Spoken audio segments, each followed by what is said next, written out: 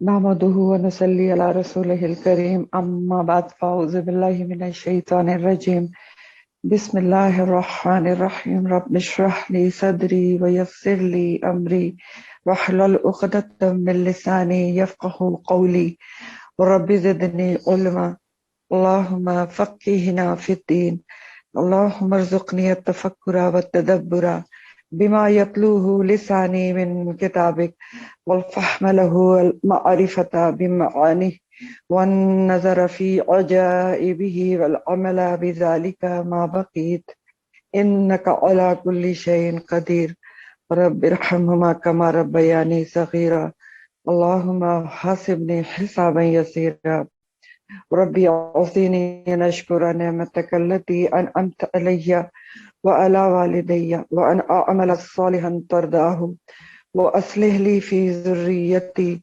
إني تبت إليك وإني من المسلمين ربنا لا تزغ قلوبنا بعد إذ هديتنا وهب لنا من لدنك رحمة إنك أنت الوهاب آمين يا رب العالمين. السلام علیکم ورحمۃ اللہ وبرکاتہ.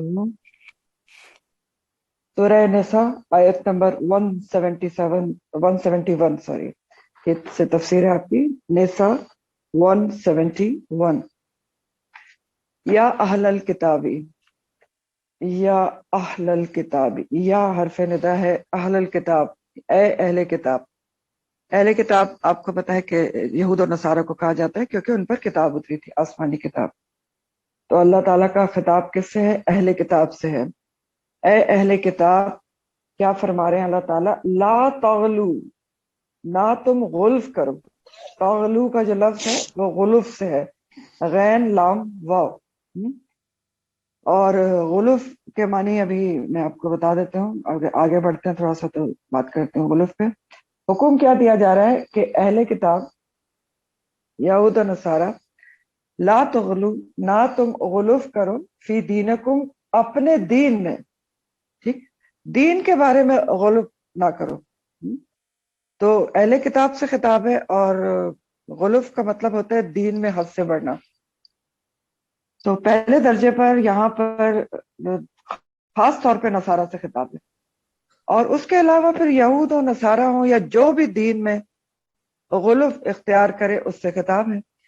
اب غلف کیا ہوتا ہے؟ غیر لام واو. غلف کے معنی ہے بڑھانا، زیادہ کرنا.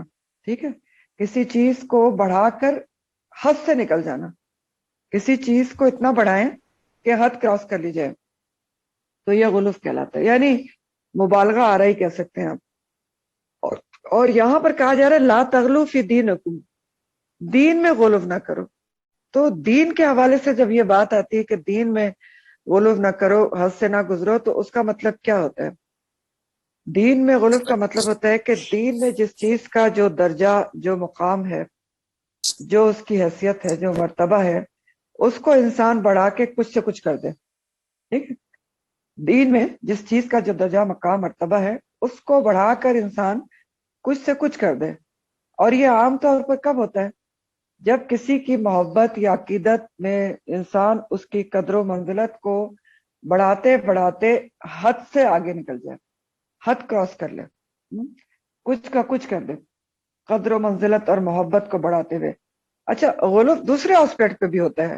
یعنی ایک طرف تو قدر و منزلت کی بات ہوتی ہے، دوسری طرف کسی کی عداوت میں اتنا بڑھ جائے کہ اس کو گراتے گراتے کچھ کا کچھ کر دے. ٹھیک ہے، تو دونوں طرف ہوتا ہے. یعنی غلف یا مبالغہ جو ہے، بڑھانا، وہ افراد کی طرف بھی ہوتا ہے اور تفرید کی طرف بھی ہوتا ہے. افراد کا کیا مطلب ہوتا ہے؟ زیادہ کرنا. اور تفرید کا کیا مطلب ہوتا ہے؟ کم کرنا. اس کی سب سے بڑی مثال آپ دیکھ سکتے ہیں کہ عیسیٰ علیہ السلام اللہ کے رسول سے نصارہ نے ان کی قدر و منزلت اتنی بڑھائی کہ حدیں کراس کر لیں. اللہ کا بیٹا اور پتہ نہیں 3 کا 1 اور کیا کیا بنا دیا، اللہ کا جز. اور یہود نے کیا کیا؟ انہوں نے ان کو نبی ہی نہیں مانا. ٹھیک ہے، ان کے اوپر الزام لگا دیا ان کی ماں کے اوپر بدکاری کا. تو ایک ہی رسول تھے، ان کے بارے میں اہل کتاب کے 2 بڑے فرقے گمراہ ہو گئے غلف کے ذریعے. وہ ادھر نکل گئے اوپر کی طرف، وہ نیچے کی طرف چلے گئے. تو بہرحال دین کے اندر جو ہے وہ تو اعتدال رکھنا بہت ہی ضروری ہے کہ جتنا کہا گیا انسان اتنا کرے. دیکھیں، بڑھانا، حدوں سے نکلنا تو کسی بھی چیز میں بری بات ہے نا. کسی بھی چیز میں آپ اگر حد کراس کریں گے تو اس کا نقصان ہی ہوگا. خاص طور پر دین میں حد کراس نہیں کی جا سکتی. اس میں ایک بیلنس ہے کہ آپ نے حدود کے اندر رہنا ہے. معقول سے نکل کر غیر معقول کی طرف نہیں جانا، معقول سے نکل کر غیر معقول کے اندر نہیں چلے جانا. تو خاص طور پر یہاں پر نصارہ کے غلو کا ذکر ہے، یاد رکھیں خاص طور پہ نصارہ سے خطاب ہے. نصارہ نے کیا کیا تھا؟ عیسیٰ علیہ السلام جو اللہ کے رسول اور بندے تھے ان کو اللہ کا بیٹا بنا دیا، اور کسی نے اللہ کا بیٹا بنا دیا، کسی نے ان کو الہی کہہ دیا کہ وہی الہ ہے، اور نہ صرف ان کو بلکہ ان کی ماں کو بھی خدائی میں شریک کر لیا. ٹھیک ہے. قرآن اور انجیل میں عیسیٰ علیہ السلام کے لیے جو الفاظ آئے نا، قرآن میں بھی اور انجیل میں بھی، ٹھیک، جو اوریجنل انجیل ہے نا، جو تحریف سے پاک ہے، اس میں 2 الفاظ آئے ہیں عیسیٰ علیہ السلام کے لیے جو آپ کے سامنے یہاں قرآن میں بھی آئے ہیں. وہ کیا ہیں؟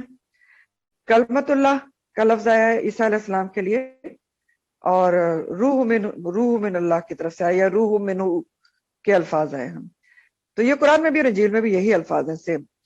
لیکن جب عیسائیت کے اوپر فلسفیانہ اور راہبانہ خیالات اور نظریات غالب آئے نا عیسیٰ علیہ السلام کو اٹھائے جانے کے کئی سال کے بعد، تو انہوں نے کیا کیا کہ انہوں نے کلمت اللہ کا جو لفظ ہے اس کو ابن اللہ بنا دیا. کلمت اللہ کو ابن اللہ کے معنی بنا دیا. ابن کہتے ہیں بیٹے کو. اب اس کو ذرا اچھی طرح سمجھ لیں. کلمہ کے معنی کیا ہوتے ہیں؟ کلمت اللہ یہاں بھی لکھا ہوا ہے نا، آپ دیکھ رہے ہیں. کلمہ کے معنی ہوتے ہیں بات کے یا حکم کے، فرمان کے، یعنی جو انسان بولتا ہے وہ کلمہ ہوتا ہے. حکم کو بھی کے لیے بھی کلمے کا لفظ آتا ہے. تو اللہ تعالیٰ نے جو ان کو کلمت اللہ کہا، اس سے مطلب کیا تھا عیسیٰ علیہ السلام کا؟ کہ وہ اللہ کے کلمہ کن کہنے سے پیدا ہوئے. اللہ تعالیٰ تو کن کہہ کے کام کروا لیتے ہیں نا، آپ پڑھتے ہیں نا کہ وہ کہتے ہیں کن اور فیکون تو کام ہو جاتے ہیں. تو کلمت اللہ سے مراد تھی اللہ کا کلمہ، کلمہ کن، جس کو کہنے سے عیسیٰ علیہ السلام کی پیدائش ہوئی معجزانہ طور پر. ٹھیک ہے. نصارہ نے کیا کیا؟ انہوں نے کلمہ کو کلام کا ہم معنی بنا دیا، کلام، اور انہوں نے پھر اس کلام کی صفت کو اللہ تعالیٰ کی صفت میں شامل کر دیا. انہوں نے کہا کہ عیسیٰ علیہ السلام جو ہے نعوذ باللہ وہ اللہ کا کلام ہے، یعنی اس کے ذات کا ایک حصہ ہے، ایک جز ہے. اللہ کی ذات کا حصہ ہے. کلام ظاہر ہے ذات کا حصہ ہوتا ہے کہ آپ اللہ تعالیٰ جو بولتے ہیں اللہ تعالیٰ، وہ اللہ تعالیٰ کی صفت ہیں یہ عیسیٰ علیہ السلام. اور اللہ تعالیٰ کے کلام کی یہ صفت مریم علیہ السلام کے جسم میں داخل ہو کر مجسم بن کے باہر نکل آئی. یعنی انہوں نے یہ عقیدہ گڑھا کہ جو جسم ہے عیسیٰ علیہ السلام کا وہ اللہ کی صفت کی وجہ سے بنا ہے، تو وہ اللہ کا جز ہو گئے، اس کی ذات کا حصہ ہو گئے. تو ایک تو یہ ان کا غلو تھا. دوسرا انہوں نے کیا چینج کیا الفاظ کو؟ روح منہ کے لفظ ان کے انجیل میں بھی آئے ہیں اور ہمارے قرآن میں بھی ہیں. اللہ تعالیٰ نے عیسیٰ علیہ السلام کو کہا کہ وہ روح منہ ہے، روح ہے اللہ کی طرف سے، اس کی طرف سے. اب روح کے 2 معنی ہوتے ہیں، پھونک کو بھی کہتے ہیں اور روح کو بھی کہتے ہیں. اب دیکھیں انہوں نے روح منہ کو بھی کیا سے کیا بنا دیا. روح منہ کے معنی ہے کہ اس کی طرف سے پھونکی گئی، پھونک جو اللہ تعالیٰ کی طرف سے پھونکی گئی. تو یعنی کیا اس کا معنی تھا؟ کہ حقیقت میں یہ معنی تھا کہ جبرائیل علیہ السلام نے کیا کیا تھا؟ اللہ تعالیٰ نے ان کو حکم دیا تھا کہ وہ اللہ کے حکم سے گئے تھے کہ مریم علیہ السلام کے گریبان میں پھونک دیں. تو انہوں نے اس حکم پر عمل کیا اور ان کو حمل ٹھہر گیا تھا. اور روح سے مراد پھر کیا ہے؟ وہ پھونک ہے جو جبرائیل علیہ السلام نے مریم علیہ السلام کے گریبان میں ماری اور جس کے ذریعے ان کو حمل ٹھہر گیا. تو روح منہ ہے، اللہ کی طرف سے پھونک جو ماری گئی ان کے جسم میں. یا اگر آپ روح کو بطور روح بھی لینا تو اللہ کی طرف سے بھیجی گئی روح ہے وہ. ٹھیک ہے. عیسیٰ علیہ السلام کیا ہے؟ روح منہ کا کیا مطلب ہے؟ اللہ کی طرف سے بھیجی گئی روح. اور روح کا جو لفظ ہے نا صرف عیسیٰ علیہ السلام کے لیے نہیں آیا ہے قرآن میں، تو آدم علیہ السلام کے لیے بھی آیا ہے. سورہ الحجر کی آیت نمبر 29 ہے، الحجر 29. اللہ تعالیٰ فرماتے ہیں فَإِذَا سَوَّيْتُهُ، پھر جب میں نے اس کو بنا لیا، کس کو؟ آدم علیہ السلام کو. فَنَفَخْتُ، اور پھونک دی میں نے، فِيهِ، اس میں، مِن روحی، اپنی روح میں سے، یعنی اپنی طرف سے اس میں روح پھونک دی. آدم علیہ السلام کے لیے کہا جا رہا ہے. فَقَعُوا لَهُ سَاجِدِينَ، پھر فرشتوں کو حکم ہوا کہ اس کو سجدہ کرو. ٹھیک ہے. تو یہ تو آدم علیہ السلام کے لیے اللہ تعالیٰ نے کہا کہ اس میں اپنی طرف سے روح پھونک دی. اور نہ صرف آدم علیہ السلام، سارے اولاد آدم کے لیے بھی یہ لفظ آیا ہے. سورہ سجدہ کی آیت نمبر 8 ہے، السجدہ آیت نمبر 8. اللہ تعالیٰ فرماتے ثم جعل نسلہ من سلالۃ من ماء مہین، پھر ہم نے انسان کی نسل چلائی ایک حقیر پانی کے خلاصے سے، یعنی نطفے سے.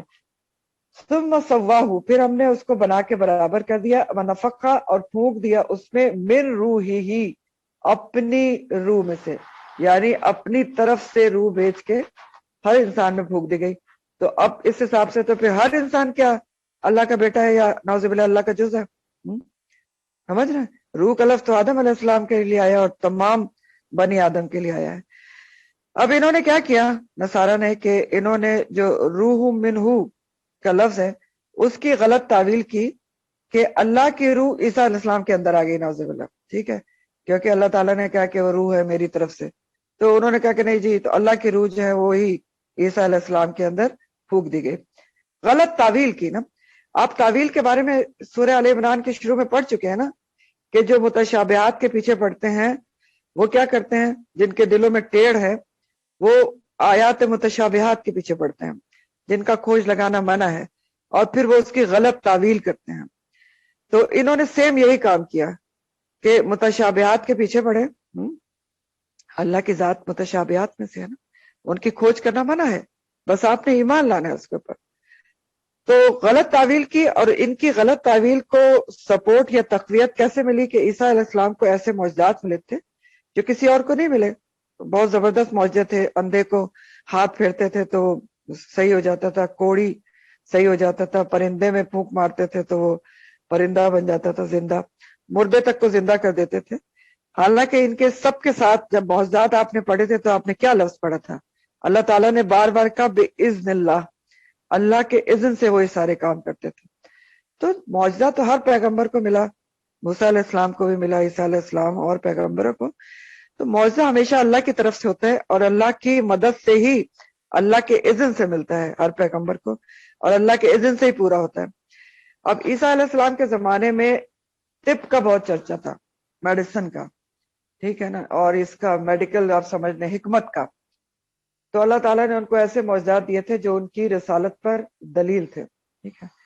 لیکن نصارہ کا یہ غلط تھا کہ انہوں نے کلمہ کو، جو الفاظ ہیں ان کی غلط تعویل کی اور کچھ کا کچھ بنا دیا اپنے خیالات اور افکار کے مطابق. پھر ان کی ایک اور غلط کیا ہے، وہ ہے تیسرا غلط بتا رہی ہوں آپ کو، تثلیث کا عقیدہ، جس کو انگلش میں فیتھ آف ٹرینٹی کہتے ہیں، فیتھ آف ٹرینٹی، تثلیث کا عقیدہ. یہ بھی ان کی اپنی افتراء ہے، گڑا ہوا ہے، کہ انہوں نے اس میں کیا کیا ہے کہ الوہیت یعنی الہ ہونے میں انہوں نے تین کو ایک بنایا ہے. باپ کہتے ہیں نعوذ باللہ اللہ تعالیٰ ہیں، بیٹا عیسیٰ علیہ السلام ہے، اور روح القدس یعنی جبرائیل علیہ السلام، یہ بھی تین کے تین میں شامل ہیں. اور کئی جبرائیل علیہ السلام کی جگہ مریم علیہ السلام کو لیتے ہیں. تو نصارہ کے عقیدے کے مطابق جس طرح مثلث ہوتا ہے نا، ٹرائنگل، اس کے تینوں اطراف برابر ہوتے ہیں، تو وہ کہتے ہیں اسی طرح جو اللہ سبحانہ تعالیٰ ہے نعوذ باللہ، وہ تینوں سے مل کر بنا ہے، خدا بنا ہے. یعنی تین، یہ جو ہے اللہ، عیسیٰ علیہ السلام اور جبریل علیہ السلام یا مریم علیہ السلام. تو عجیب و غریب عقیدہ ہے فیتھ آف ٹرینٹی کا. کہتے ہیں تین مل کر ایک بنتے ہیں اور ایک کے تین بن جاتے ہیں. تو ان کا یہ عقیدہ تثلیث ایسا گورکھ دھندا، ایسا کمپلیکیٹڈ ہے کہ جس کو آج تک خود بھی نہیں سمجھ سکے، خود ہی بھی ان کو سمجھ میں نہیں آیا کہ وہ کیا کہتے ہیں، نہ ہی کسی کو سمجھا سکے. ایسا انہوں نے توحید اور تثلیث کو گٹ کیا کہ آج تک ان کی اپنی عقلوں میں بھی نہیں آیا کہ کیا رہے ہیں کہ وہ تین کا ایک اور ایک کا تین ہے اور یہ ہے. اسی لیے ان میں اپنوں میں بھی بہت زیادہ اختلافات ہیں، ایک عقیدے پہ تھوڑی ہیں نصارہ، بہت زیادہ ان کے اندر گروپس ہیں اور عقیدے ہیں. کوئی کہتے ہیں کہ وہ اللہ کے بیٹے ہیں، کسی نے کہا وہ خود ہی الہ ہے، کسی نے تین کا ایک کہا. تو بہت زیادہ گورکھ دھندا ہے، ان کو خود نہیں پتا کہ وہ کیا کہتے ہیں. اب یہ جو عقیدہ تثلیث ہے نا کہ وہ تین کا ایک ہے اللہ تعالیٰ، اس کی تو بہت بڑی دلیل عقلی موجود ہے، عقل ہی نہیں مانتی. کیا ہے دلیل؟ دیکھیں کہ جب مریم علیہ السلام اور عیسیٰ علیہ السلام نہیں تھے تو اس کا تو مطلب ہے ان کے مطابق اللہ تعالیٰ نعوذ باللہ نامکمل تھا، ظاہر ہے نا. تو یہ تو بہت بعد میں پیدا ہوئے ہیں، تو پھر کائنات کیسے وجود میں آ گئی؟ اللہ تعالیٰ نے کیسے بنا لی؟ تو نامکمل تھے تو کیسے وجود میں آ گئی؟ نہ صرف بن گئی بلکہ چل بھی رہی ہے. تو سورہ المائدہ آیت نمبر 73 ہے، المائدہ 73. اللہ تعالیٰ فرماتے ہیں لقد کفر الذین، البتہ تحقیق کفر کیا ان لوگوں نے، قالو جنہوں نے کہا ان اللہ ثالث ثلاثہ، کہ اللہ تعالیٰ جو ہے وہ تین کا ایک ہے. انہوں نے کفر کیا. تو نصارہ کے یہ سارے غلوف تھے، حدوں سے وہ کراس کر گئے. عیسیٰ علیہ السلام اللہ کے بیٹے ہیں یا خود الہ ہے یا تین کا ایک ہیں. اور نہ صرف عیسیٰ علیہ السلام کو بلکہ ان کی والدہ کو بھی مقام عبدیت سے اٹھا کر الوہیت پر بٹھا دیا. پھر ان کا ایک چوتھا غلوف بھی تھا نصارہ کا، کہ نہ صرف عیسیٰ علیہ السلام بلکہ عیسیٰ علیہ السلام کے پیروکاروں کو بھی انہوں نے رب بنا لیا. رب بنانے کا مطلب کیا ہوتا ہے؟ یعنی حلال حرام کا حق اپنے علماء اور مشائخ کو دے دیا، رب بنا لیا. اب یہ بات جو ہے یہ سورہ توبہ میں آتی ہے. سورہ توبہ آیت نمبر 31 ہے. اللہ تعالیٰ فرماتے اتخذوا احبارہم و رہبانہم اربابا من دون اللہ، انہوں نے بنا لیا، اہل کتاب نے، اپنے علماء اور مشائخ کو رب، اللہ کو چھوڑ کے. تو اب آپ کہیں گے کہ رب بنانا تو اور بات ہوتی ہے، پوجا پرستش کرنا، تو انہوں نے تو حلال و حرام کا حق دیا تھا. تو بات یہ ہے کہ حدیث کے مطابق حلال اور حرام کا حق جو ہے وہ صرف اللہ سبحانہ تعالیٰ کے پاس ہے نا. تو اگر انسان حلال اور حرام کا حق اپنے علماء و مشائخ یا کسی کو بھی دے دے تو وہ بھی اس شخصیت کو رب بنانا ہوتا ہے.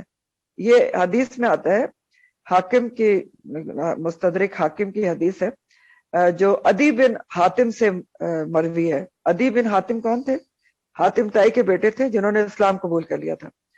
تو انہوں نے ایک دن نبی کریم صلی اللہ علیہ وسلم سے پوچھا کہ یا نبی صلی اللہ علیہ وسلم، قرآن میں لکھا ہے کہ، قرآن کہتا ہے کہ ہم نے اپنے علماء اور مشائخ کو رب بنا لیا، تو ہم نے تو نہیں ان کو رب بنایا تھا، ہم ان کی پوجا پرستش تو نہیں کرتے تھے. تو آپ نے کہا کہ کیا تم ان کے حلال کو حلال اور ان کے حرام کردہ کو حرام نہیں سمجھتے تھے؟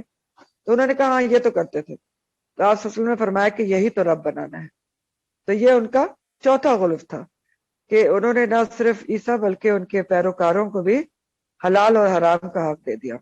اتخذوا احبارہم و رہبانہم اربابا.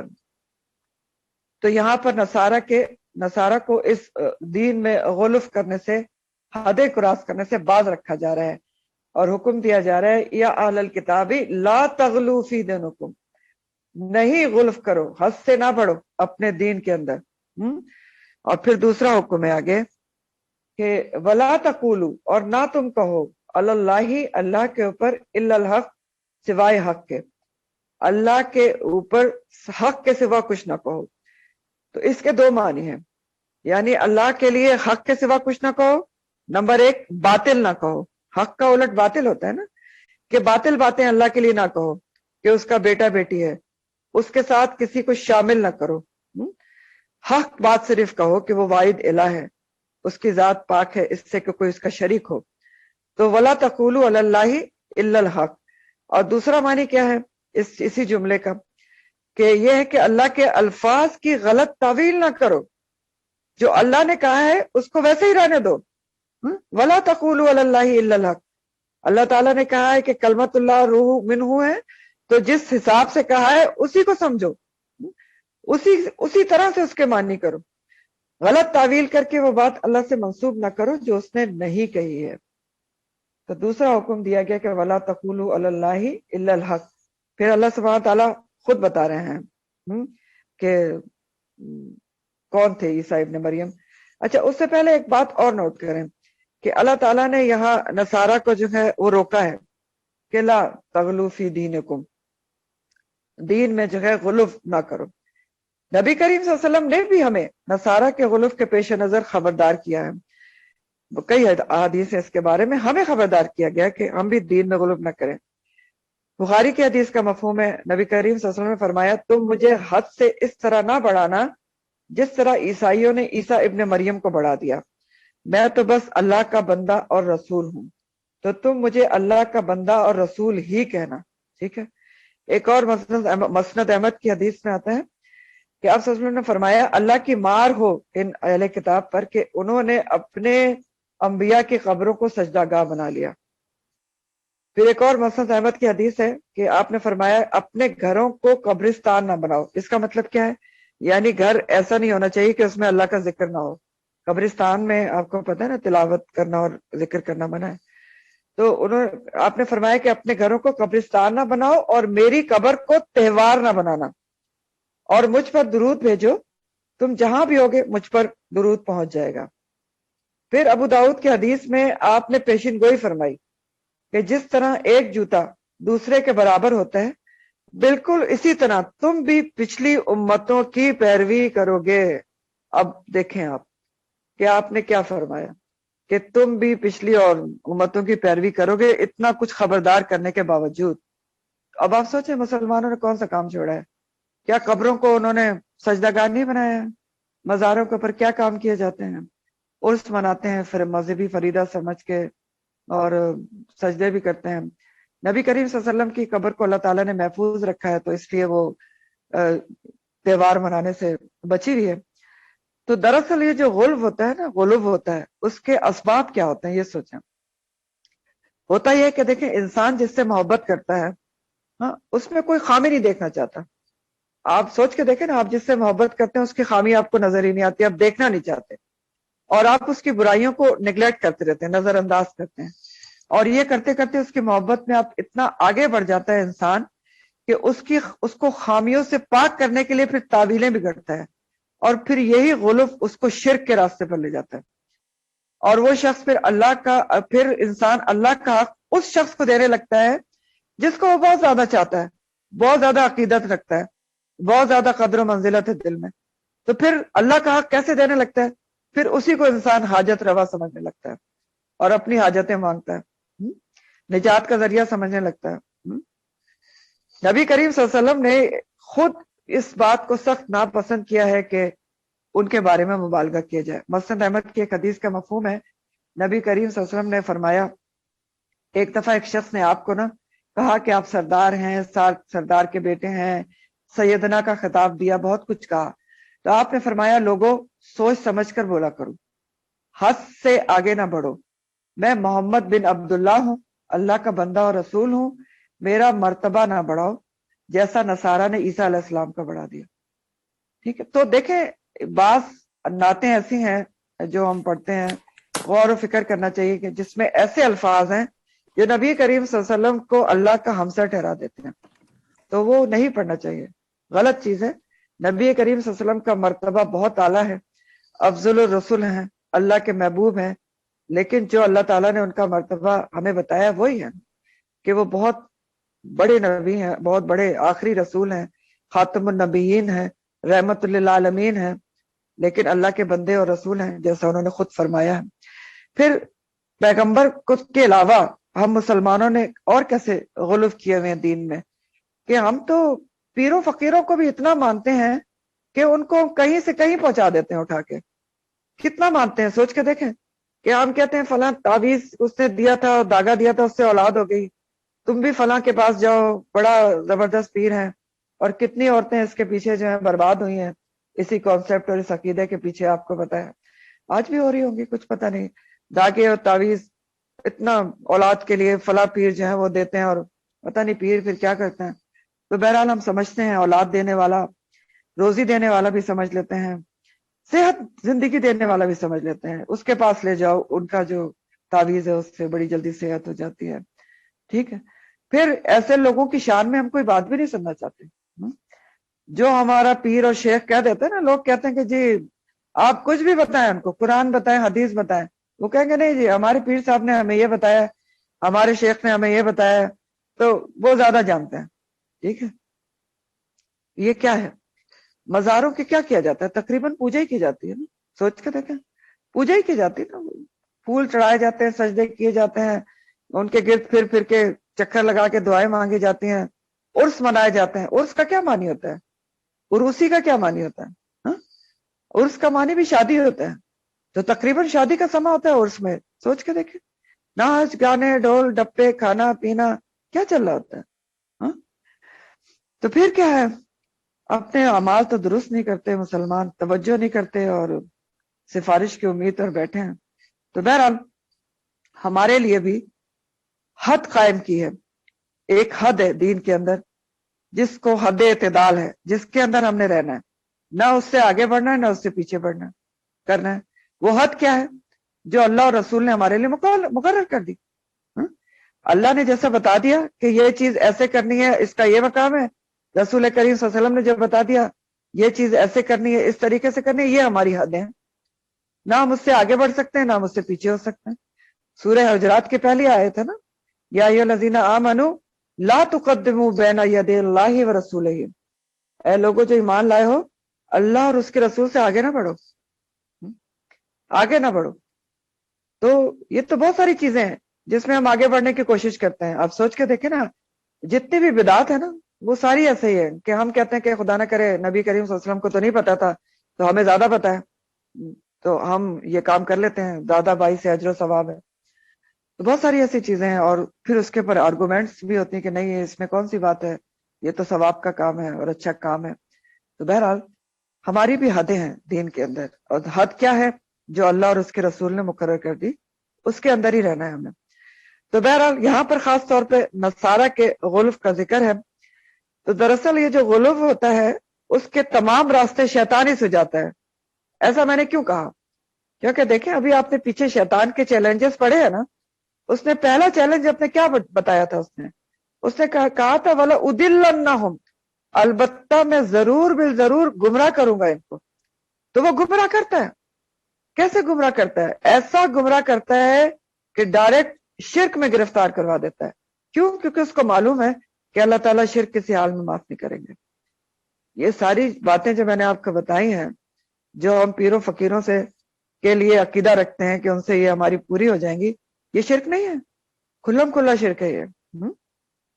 تو یہ شیطان کا کام ہے، وہ اپنا چیلنج پورا کر رہا ہے کہ میں ان کو بھٹکاؤں گا، گمراہ کروں گا اور شرک کرواؤں گا. وہ شرک کرواتا ہے جو اللہ تعالیٰ معاف نہیں کرے گا، اور انسان بھٹکتے ہیں اور غلب میں گرفتار ہوتے ہیں کہ بس پیر صاحب جو ہیں وہ سب کچھ کر سکتے ہیں. تو بہرحال آگے اللہ تعالیٰ جو ہے وہ بتا رہے ہیں کہ اصل میں عیسیٰ ابن مریم کیا ہے، ان کی حقیقت کیا ہے. اصل حقیقت بتا رہے ہیں. اللہ تعالیٰ فرما رہے ہیں انما المسیح، انما کا جو لفظ ہے نا وہ انا سے بھی زیادہ یقینی ہوتا ہے، کلمہ حصر کہلاتا ہے کہ بے شک، یقینی طور پر یہی بات ہے، شیور شارٹ یہی بات ہے. انما بے شک، المسیح مسیح، عیسیٰ ابن مریم، عیسیٰ جو مریم کے بیٹے ہیں. اب دیکھیں اللہ تعالیٰ ہمیشہ عیسیٰ ابن مریم کہہ کے پکارتے ہیں کہ وہ مریم کے بیٹے ہیں بس، ٹھیک ہے. تو بے شک عیسیٰ ابن مسیح، عیسیٰ ابن مریم رسول اللہ، اللہ کے رسول ہیں، وَكَلِمَتُهُ، اور اس کا کلمہ ہے. تو اللہ تعالیٰ کیا فرما رہے ہیں کہ عیسیٰ علیہ السلام کی عزت اور تکریم کے لیے یہ بات بہت کافی ہے کہ وہ اللہ کے رسول ہیں اور اللہ کے بندے ہیں. یہی ان کی عزت کرنے کے لیے بہت بڑی چیز ہے. رسول اللہ ہے، اس سے بڑی عزت و تکریم کیا ہوگی؟ وَكَلِمَتُهُ، اور کلمہ ہے اس کا. کلمہ کن کہنے کے ذریعے موزادہ طور پر پیدا ہوئے ہیں، اس لیے کلمہ کہا گیا ہے کلمتہ، کہ اللہ تعالیٰ نے کن کہا اور پیدا ہو گئے. وہ کلمہ ہے القاہا، جو اس نے ڈالا ہے جس کو الا مریم، مریم کے طرف. کس نے ڈالا ہے کس کو؟ اللہ تعالیٰ نے جو کلمہ کن مریم علیہ السلام کی طرف القا کیا ہے، اس کے ذریعے عیسیٰ علیہ السلام پیدا ہوئے. یعنی یہ کلمہ جو کلمہ کن ہے جبرائیل علیہ السلام کے ذریعے مریم علیہ السلام تک پہنچایا گیا تھا. القاہا، القا کا مطلب ہوتا ہے ڈالنا، اس کا روٹ لکی ہے نا، لکی کے معنی ہوتے ہیں ملاقات، اور القا کا مطلب ہوتا ہے ڈالنا. تو وہ کلمہ ہے جو اللہ تعالیٰ نے ڈالا اس کلمے کو مریم کی طرف. کس کے ذریعے ڈالا تھا؟ جبرائیل علیہ السلام کے ذریعے. ابھی میں نے آپ کو بتایا کہ انہوں نے ان کے گریبان میں پھونک ماری تھی. تو اللہ تعالیٰ کا کلمہ ہے القاہا الی مریم، جو اس نے مریم علیہ السلام کی طرف ڈالا. وَرُوحٌ مِّنْهُ، اور روح ہے اس کی طرف سے. کس کی طرف سے؟ اللہ کی طرف سے روح ہے. اب میں نے آپ کو بتایا کہ روح کے معنی پھونک کے بھی ہوتے ہیں، تو پھونک ہے اللہ کی طرف سے، اللہ کے اذن سے، یا روح ہے اللہ کے اذن سے جو بھیجی گئی، جس کو اللہ تعالیٰ نے، وہ پھونک ہے جو جبرائیل علیہ السلام کے ذریعے مریم علیہ السلام کے گریبان میں پھونکوائی گئی، اور جو اللہ تعالیٰ نے باپ کے نطفے کے قائم مقام بنا دی. تو یوں عیسیٰ علیہ السلام کیا ہیں؟ کلمہ بھی ہیں اللہ کا، کلمہ کن کہنے سے پیدا ہوئے، اور روح منہ بھی ہیں کہ پھونک اللہ کی طرف سے ڈالی گئی تھی، یا پھر یہ بھی کہ روح اللہ کی طرف سے بھیجی گئی تھی. روح کے بارے میں نے آپ کو بتا دیا، روح تو اللہ ہی بھیجتا ہے اپنی طرف سے ہر کسی کی. تو یہ ہے حقیقت عیسیٰ علیہ السلام کی جو اللہ تعالیٰ بیان کر رہے ہیں کہ یہ ہے عیسیٰ علیہ السلام، اور ان کی عزت و تکریم اسی میں ہے کہ وہ رسول اللہ ہیں، کلمہ کن کہنے سے موزانہ طور پر پیدا ہوئے ہیں، اور اللہ کی طرف سے بھیجی ہوئی روح ہیں، اللہ کی طرف سے جو پھونکی گئی ہے مریم علیہ السلام کے بطن میں. فآمنوا، تو بس تم سب ایمان لے آؤ باللہ، اللہ پر، ورسولہ، اور اس کے رسولوں پر. اس کے رسولوں پر ایمان لے آؤ یعنی سارے رسولوں پر ایمان لے آؤ، کیونکہ جو نصارہ ہیں اور یہود بھی وہ نبی کریم صلی اللہ علیہ وسلم کو رسول نہیں مان رہے تھے. تو اللہ پر ایمان لاؤ، حکم دیا جا رہا ہے، امر ہے، اور اللہ پر ایسا ایمان لاؤ کہ اس کے سارے رسولوں پر ایمان لے کر آؤ. یہی اصل ایمان ہے. نبی کریم صلی اللہ علیہ وسلم کو بھی آخری رسول مانو، عیسیٰ علیہ السلام کو بھی اللہ کا بندہ اور رسول مانو. وَلَا تَقُولُوا ثَلَاثَةً، اور نہ تم سب کہو کہ تین ہیں. اب یہاں پر وہی عقیدہ تثلیث ہے، فیتھ آف ٹرینٹی، جس کا اللہ تعالیٰ رد کر رہے ہیں، نگیٹ کر رہے ہیں. نہ تم سب کہو ثلاثہ کہ تین ہیں، توحید و تثلیث کو گڈمٹ نہ کرو. اب دیکھیں جو ان کی عقیدہ تثلیث ہے، اس کے جو اگینسٹ دلائل ہیں وہ میں آپ کو بتاتی ہوں. پہلی دلیل تو میں نے آپ کو بتائی کہ جب عیسیٰ اور مریم علیہ السلام نہیں تھے تو کیا اس کا مقصد ہے؟ کائنات تو پھر بھی چل رہی تھی، بن بھی چکی تھی، چل بھی رہی تھی، تمام نظام مضبوط اور مربوط طریقے سے چل رہے تھے. تو خدا نہ خواستہ اللہ تعالیٰ تو نامکمل تھے، ان کے دو جز تو تھے ہی نہیں، تو پھر کائنات کیسے چل رہی تھی؟ یہ تو عجیب بے عقلی کی اور پتہ نہیں گھاس چرنے چلی گئی ان کی جو عقل ہے، جو ایسا عقیدہ انہوں نے گڑھ لیا. دوسری آپ دیکھیں جو دلیل ہے وہ اللہ تعالیٰ خود ہی قرآن میں بتاتے ہیں کہ سورہ مائدہ کی آیت ہے، آیت نمبر 75. ابھی آیت بھی آپ کو پڑھ کے سناتے ہوں. اللہ تعالیٰ اس میں کہتے ہیں کہ جب عیسیٰ اور ابن مریم جو ہیں وہ دونوں انسان تھے، کھانا کھاتے تھے دونوں، اس کا مقصد ہے انسانی ضروریات تھیں ان کی، اور دونوں اللہ کی عبادات بھی کرتے تھے اور دوسروں کو بھی یہی تعلیم دیتے تھے. تو یہ سب باتیں کیا ہیں؟ ان کی خدائی کی تردید کرتی ہیں نا، پرزور تردید کرتی ہیں نا. سورہ المائدہ آیت نمبر 75 ہے یہ، المائدہ 75. اللہ تعالیٰ فرماتے مل مسیح ابن مریم الا رسول، نہیں ہے مسیح ابن مریم مگر ایک رسول، قد خلت من قبلہ الرسل، ان سے پہلے بھی بہت سارے رسول گزر چکے ہیں. یعنی اس میں کون سی نئی بات ہے کہ اگر اللہ کے بندے اور رسول ہیں، ان سے پہلے بھی کئی رسول گزر چکے ہیں. وہ امہ صدیقہ، اور ان کی ماں تو بہت ہی پاکیزہ اور سچی خاتون ہے.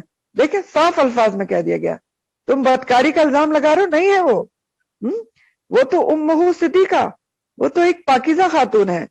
کانا یا کلان الطعام، وہ دونوں کھانا کھاتے تھے. اس کا کیا مطلب ہے کہ دونوں کھانا کھاتے تھے؟ عیسیٰ علیہ السلام اور ان کی ماں انسان تھے، تو مخلوق تھے اللہ کی، تو نہ الہ تھے نہ اللہ کا حصہ تھے. انظر کیف نبین لہم الآیات، دیکھو کس طرح ہم ان کے لیے آیات کو کھول کھول کر بیان کرتے ہیں. ثم انظر انا یؤفکون، پھر دیکھو کہاں سے پھیر دیے جاتے ہیں، پتہ نہیں کہاں سے ان کی عقلیں پھر جاتی ہیں کہ یہ ایسے ایسے عقیدے گڑھ لیتے ہیں. تو ولا تقولوا ثلاثہ، نہ تم کہو کہ تین ہیں. انتہو، باز آ جاؤ، امر کا صیغہ ہے نہیں سے، باز آ جاؤ، رک جاؤ، خیر لکم، بہتر ہے تمہارے لیے. صاف الفاظ میں حکم دیا جا رہا ہے باز آ جاؤ، تمہارے حق میں بہتر ہے. کیوں؟ کیونکہ یہ شرک ہے. اگر باز آؤ گے تو تمہارے لیے بہتر ہے، ورنہ شرک اللہ تعالیٰ کسی حال میں معاف نہیں کرے گا، شرک کی معافی ہے ہی نہیں. تو باز آ جاؤ. تو دیکھیں بات یہ ہے کہ جو بھی اللہ کی ذات اور صفات پر ایمان لانے کے بجائے اس کی کھوج کریت کرے گا تو گمراہ ہوگا. کیونکہ آپ پیچھے پڑ چکے ہیں آل عمران کے شروع میں کہ کچھ چیزیں جو ہیں وہ متشابہات میں سے ہیں. متشابہات کیا ہوتی ہیں؟ یعنی غیب ہیں، غائب ہیں، جن تک ہماری عقل کی رسائی نہیں ہے.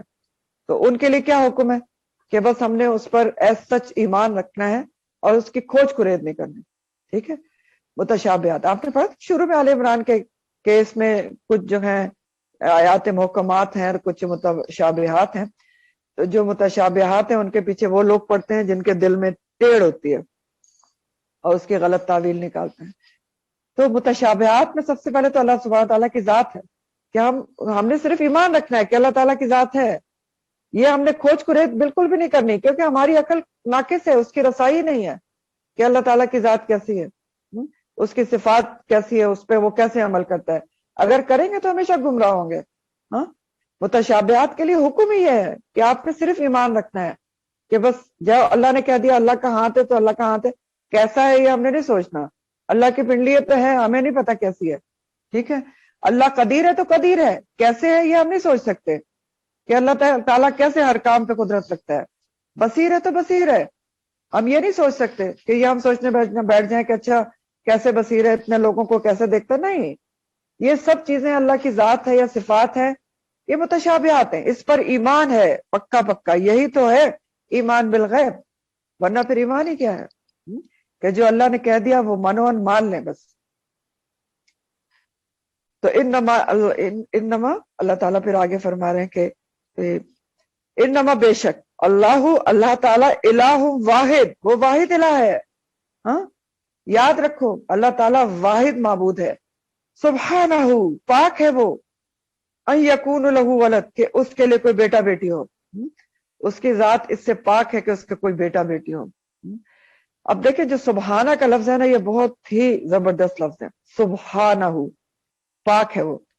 جنرل معنی تو سبحانہ کے ہوتے ہیں, مصدر ہوتا ہے سبحان, معنی ہوتے ہیں کہ اللہ تعالیٰ کی ذات ہر عیب, ہر کمزوری, ہر نقص سے پاک ہے. یہ سبحان کے مطلب ہوتے ہیں. لیکن سبحان کا لفظ جو ہے نا وہ سبحہ سے ہے. سبحہ, تو سبحہ کے معنی ہوتے ہیں کسی چیز کا تیزی سے پانی یا ہوا میں تیرنا. تو جیسے آپ دیکھیں سورہ نازیات میں آتا ہے وَالسَّابِحَاتُ سَبْحًا, اس میں قسم کھائی گئی ہے تیرنے والے فرشتوں کی, سابحات, جو فضا میں تیرتے پھرتے ہیں. اسی طرح سورہ یاسین میں بھی آتا ہے کہ لَلشَّمْسُ يَنبَغِي لَهَا أَن تُدْرِكَ الْقَمَرَ. اب دیکھیں سبحہ کے معنی آپ کو میں نے بتا دیا. اسی لفظ سے مصدر سبحان, جیسے غفرہ سے غفران ہوتا ہے. اب سبحان جو لفظ ہے نا اس کے معنی اس طرح سے کیے گئے ہیں کہ فضا میں آپ سوچیں لاکھوں کروڑوں سیارے ستارے تیزی سے موجود ہیں اور وہ چل رہے ہیں اپنے مداروں میں بہت اسپیڈ سے. لیکن کبھی آپ نے سنا ہے کہ کوئی ستارہ سیارہ اپنے مدار سے باہر نکلا ہے؟ کبھی آپ نے سنا ہے کہ وہ آپس میں ٹکرا گئے؟ ہاں, تو ایسا کیوں نہیں ہوتا؟ اس لیے نہیں ہوتا کہ جس ذات کے کنٹرول میں یہ ساری چیزیں ہیں وہ ہستی اپنی تدبیر اور انتظام میں بہت مضبوط اور محکم ہے, اور ہر خامی سے اور ہر کمزوری سے پاک ہے. اور یہی سبحان کا مطلب ہے. اب سمجھ گئے کہ اس لحاظ سے سبحان کا مطلب کیا گیا ہے کہ وہ جو ہستی ہے جو ان سب چیزوں کو, دنیا کو کنٹرول کر رہی ہے, وہ ہر کمزوری, ہر عیب, ہر نقص سے پاک ہے, اور کسی کی بھی شرکت کے بغیر مختار کل بھی ہے. یہ ہے سبحان کا مطلب. ٹھیک, تو سبحانہ, پاک ہے وہ ہر کمزوری, ہر نقص سے. ان یکون لہ ولد, کہ اس کے لیے کوئی بیٹا بیٹی ہو, کیونکہ اس کو ضرورت ہی نہیں ہے نا کہ اس کا کوئی بیٹا بیٹی ہو, کوئی اسسٹنٹ کی اس کو ضرورت ہی نہیں ہے, کیونکہ اس کے تو کن کہنے سے کام ہو جاتے ہیں. تو اس کو تو ضرورت نہیں, وہ پاک ہے. ہاں, اس لیے ضرورت نہیں ہے کہ لہو ما فی السماوات و ما فی الارض, اسی کے لیے جو کچھ ہے زمینوں اور آسمان میں, آسمانوں اور زمین میں. اس کا کیا مطلب ہے؟ یعنی اس کو کوئی بیٹا بیٹی اسسٹنٹ شرکت کسی کو کرنے کی کیا ضرورت ہے؟ اس کے تو زمین و آسمان میں جو کوئی بھی ہے اس کی فرما برداری کر رہا ہے, اس کا کہنا مان رہا ہے, تو اس کو کیا ضرورت پڑی کہ کسی کو اپنا اسسٹنٹ بنائے یا اپنی اولاد پیدا کرے؟ ہاں, پھر دیکھیں کہ وہ خالق ہے, خالق ہے وہ, اور تمام چیزیں دنیا میں جتنی بھی ہر ایک چیز اس کی مخلوق ہے. تو خالق کی اولاد مخلوق تو نہیں ہو سکتی نا, سوچ کے دیکھیں نا, خالق کی اولاد مخلوق نہیں ہو سکتی نا, عقل بھی نہیں مانتی نا. انسان کی اولاد انسان ہوتی ہے, جانور کی اولاد جانور ہوتی ہے, بلی کی اولاد بلی ہوتی ہے, خالق کی اولاد مخلوق کیسے ہو سکتی ہے نا؟ یہ تو عجیب بے عقلی کی بات ہے. وہ مالک ہے, تمام چیزیں اس کی مملوک ہے, غلام ہے. تو جو اولاد ہوتی ہے مالک کی تو وہ بھی تو اس کی پھر وہ مالک ہی ہوگی نا, وہ کوئی مملوک تو نہیں ہو سکتی. اولاد اگر مالک کی ہوگی تو اس کی ہمسر ہوگی, اس کے برابر کی ہوگی نا. سوچے نا, آپ کی جو اولاد ہے وہ آپ کی طرح کی ہوتی ہے, آپ کی ہمسر ہوتی ہے. تو اللہ کا تو کوئی ہمسر ہے ہی نہیں. قل هو اللہ احد اللہ الصمد لم یلد ولم یولد، نہ اس نے کسی کو پیدا کیا نہ وہ کسی سے پیدا ہوا ہے، احد ہے، وہ احد ہے۔ تو سارا سمجھایا یہ گیا ہے کہ یاد رکھو، سمجھنے کی بات یہ ہے کہ خالق اور مخلوق میں فرق کو رکھو، فرق کو جانو کہ ایک خالق ہے اور ایک مخلوق ہے۔ مخلوق کبھی بھی خالق کے برابر نہیں ہو سکتی، اس کی ہمسر نہیں ہو سکتی، اس کی ذات کا حصہ نہیں ہو سکتی، کچھ بھی نہیں ہو سکتا۔ سورہ الانعام آیت نمبر 102 میں آتا ہے، الانعام 102، بدیع السماوات والارض ان لہ ولد، بدیع السماوات، ایجاد کرنے والا ہے وہ زمین و آسمان کا، تو اس کا لڑکا لڑکی کیسے ہو سکتا ہے؟ اس نے تو خود ہی زمین و آسمان عدم سے وجود میں لے آیا ہے، تو اس کو بیٹا بیٹی پیدا کرنے کی کیا ضرورت ہے؟ اور اس طرح کا کون ہو سکتا ہے جیسے اللہ سبحانہ تعالیٰ ہے؟ پھر سورہ مریم میں بہت زبردست آیات ہیں اس سلسلے میں۔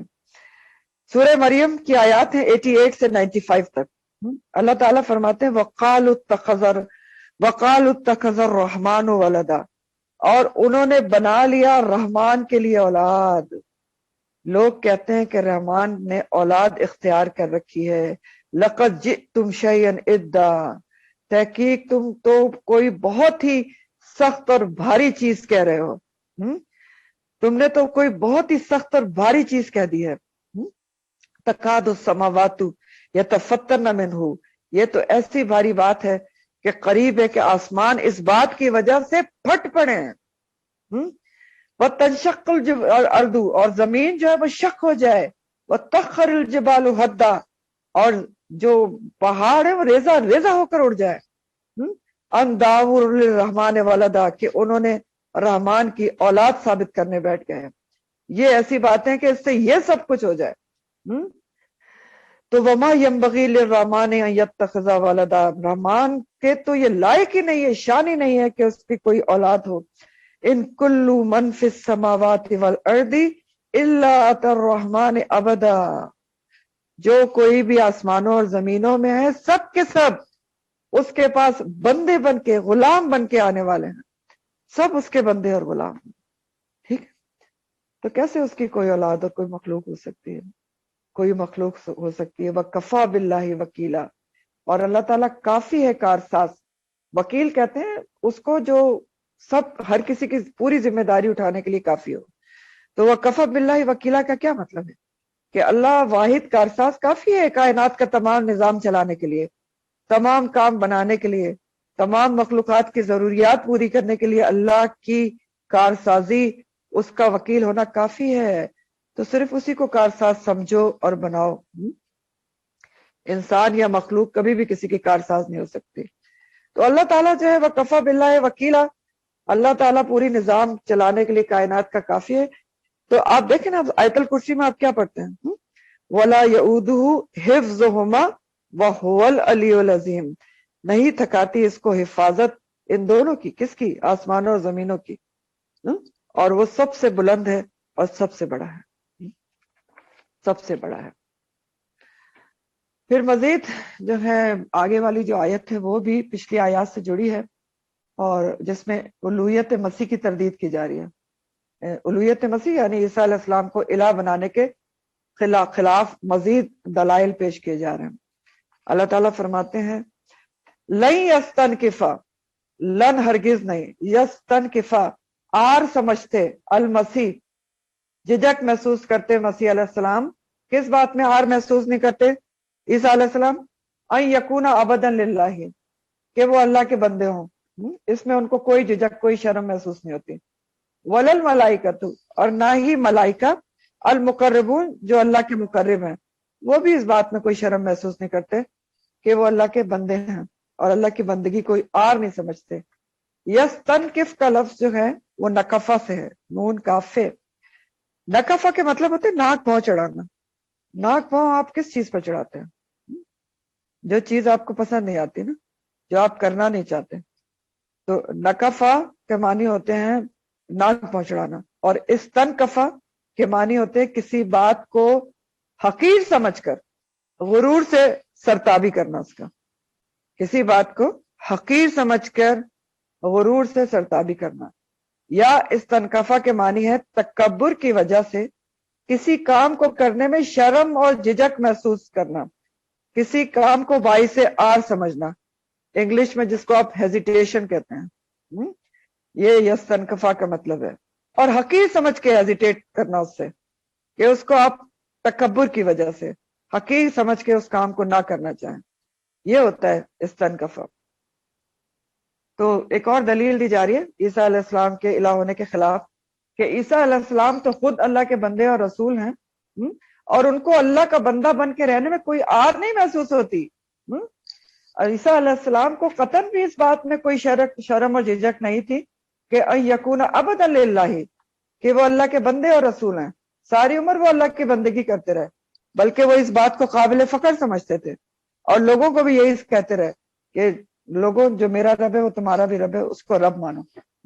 تو ان کو تو اس میں کوئی آر نہیں تھی کہ وہ اللہ کے بندے اور رسول بن کے رہیں۔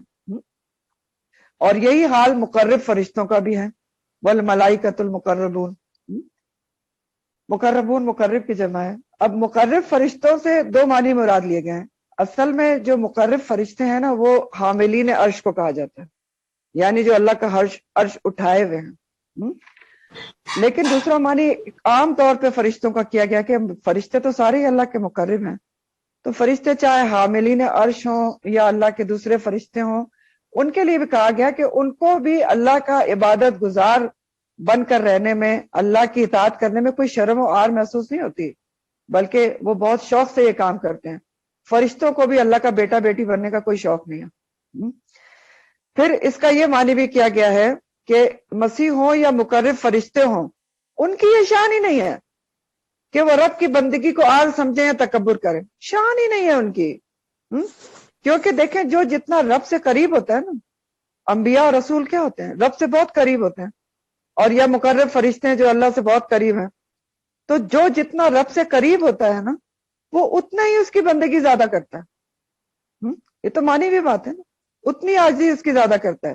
تو اس لیے مسیح علیہ السلام ہو یا مقرب فرشتے ہوں، ان کو تو اللہ کی بندگی کرنے میں، اللہ کا بندہ بن کے رہنے میں، اطاعت کرنے میں کوئی آر نہیں ہے۔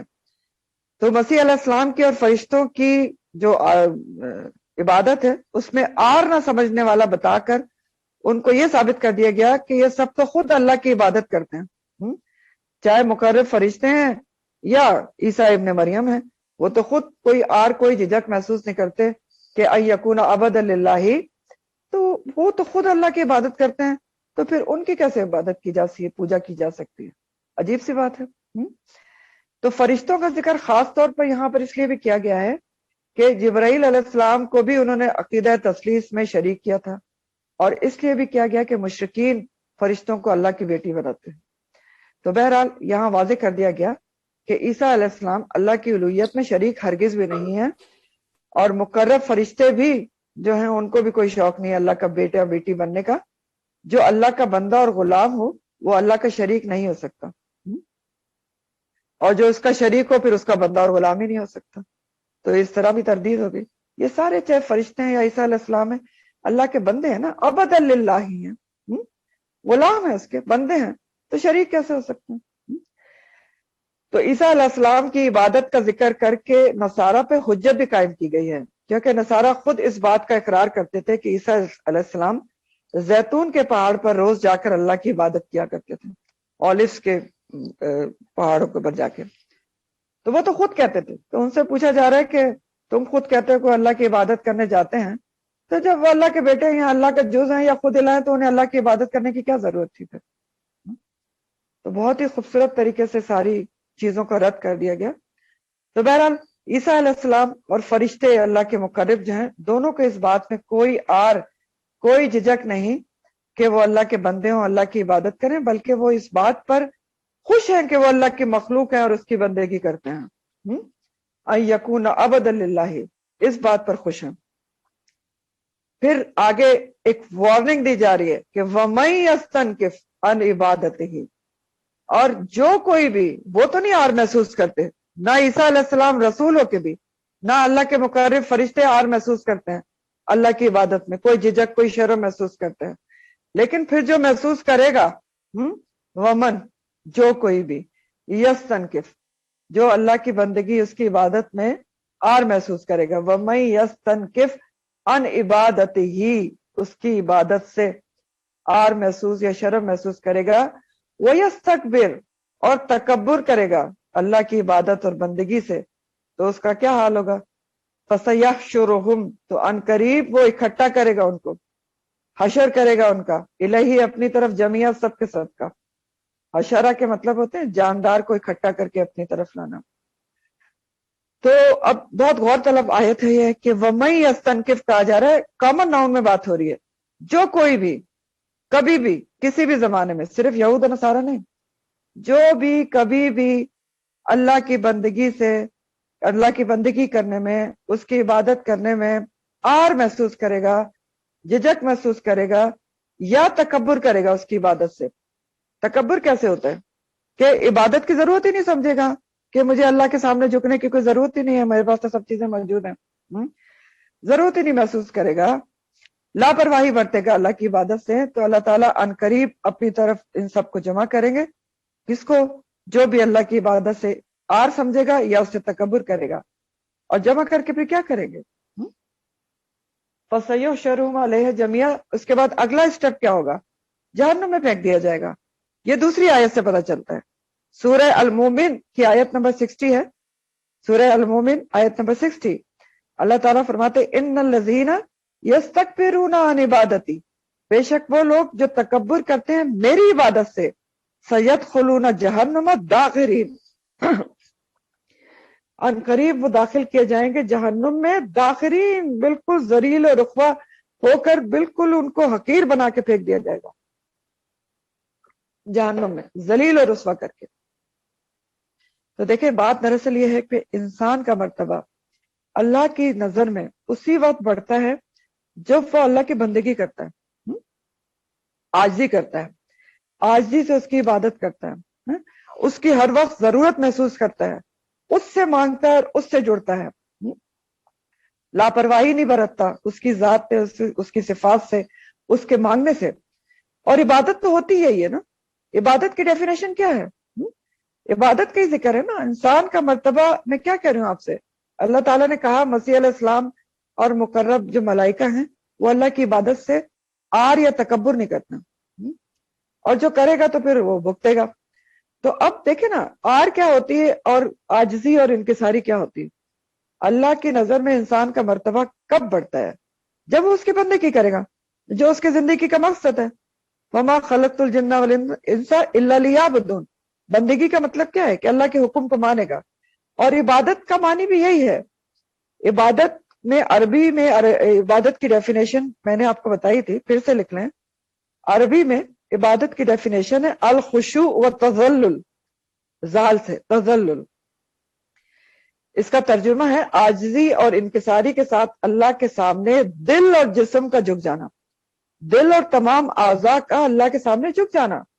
تو جو بھی اللہ کے آگے عاجزی کرتا ہے، انکساری کرتا ہے، اور اس سب کرنے میں جھجک محسوس نہیں کرتا، تکبر نہیں کرتا، تو وہ اللہ کی نظر میں اس کی اہمیت ہے، ٹھیک ہے۔ اور پھر جو کوئی بھی اللہ کے آگے جھکنے میں، عاجزی کرنے میں، اس کی عبادت کرنے میں آر محسوس کرتا ہے، جھجک محسوس کرتا ہے یا تکبر کرتا ہے، وہ یستکبر، یعنی تکبر کیسے کرتا ہے عبادت میں؟ کہ لاپرواہی کرتا ہے، اس کو ویلیو ہی نہیں دیتا، لائٹلی لیتا ہے اللہ کی عبادت کو، اس کو بہت آسانی سے عبادت کو چھوڑ دیتا ہے، تو یہ تکبر ہی ہے نا۔ تو وہ کیا ہوگا؟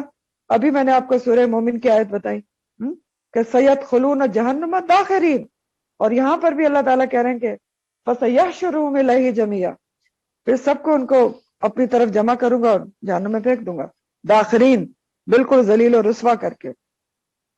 اب تکبر تو ایسے ہی چیز ہے، آپ کو پتا ہے، عبادت سے آر اور تکبر کس نے کیا تھا؟ سب سے پہلے ابلیس نے کیا تھا، عزازیل نے کیا تھا، ٹھیک ہے، نام تو اس کا عزازیل تھا، اصل طاؤس سے ملائکہ کا لقب ملا ہوا تھا، اتنے بڑی اس کی حیثیت تھی، فرشتوں کا جو ہے وہ استاد تھا۔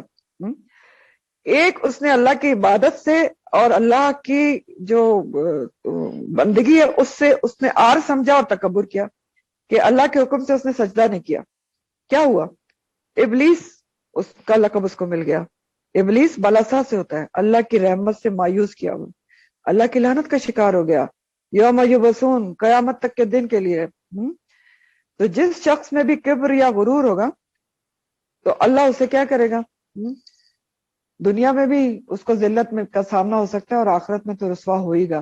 کیونکہ دیکھیں جو کبر ہے نا، بڑائی اور کبر، یہ صرف اللہ کی ذات کو جائز ہے، اللہ کے سوا کوئی متکبر ہو ہی نہیں سکتا نا، کیونکہ ہمارا جو کچھ بھی ہے اس میں ہمارا اپنا کیا عمل دخل ہے؟ سوچ کے دیکھیں نا، کس چیز پہ آپ تکبر کر سکتے ہیں؟ عقل پہ کر سکتے ہیں، وہ تو اللہ نے دی ہے، شکل پہ کر سکتے ہیں، وہ بھی اللہ نے دی ہے، اولاد پہ کر سکتے ہیں، وہ بھی اللہ کی دین ہے، دولت پہ کر سکتے ہیں، وہ بھی اللہ کی دین ہے۔ کیا چیز ہے جو اللہ کی دین نہیں؟ تو تکبر کس بات پہ ہے؟ کر ہی نہیں سکتے نا۔ تکبر صرف اللہ کی ذات کو جائز ہے۔ حدیث کا مفہوم ہے ترمذی کا، حدیث قدسی ہے، اللہ تعالیٰ فرماتے ہیں بڑائی میری چادر ہے اور عظمت میرا آزار ہے، یعنی کبر کو کہا میری چادر ہے اور عظمت جو ہے وہ میری آزار ہے۔ آزار تیبند کو کہتے ہیں۔ تو جو کوئی بھی مجھ سے ان کو چھیننے کی کوشش کرے گا میں اسے اوندھے منہ جہنم میں ڈالوں گا۔ پھر ایک اور حدیث، یہ آپ کو تکبر پہ حدیث بتا رہی ہوں، ابو داؤد کی حدیث کا مفہوم ہے، نبی کریم صلی اللہ علیہ وسلم نے فرمایا کیا میں تمہیں جہنمیوں کی خبر نہ دوں؟ ہر سرکش، بخیل اور متکبر جہنمی ہے۔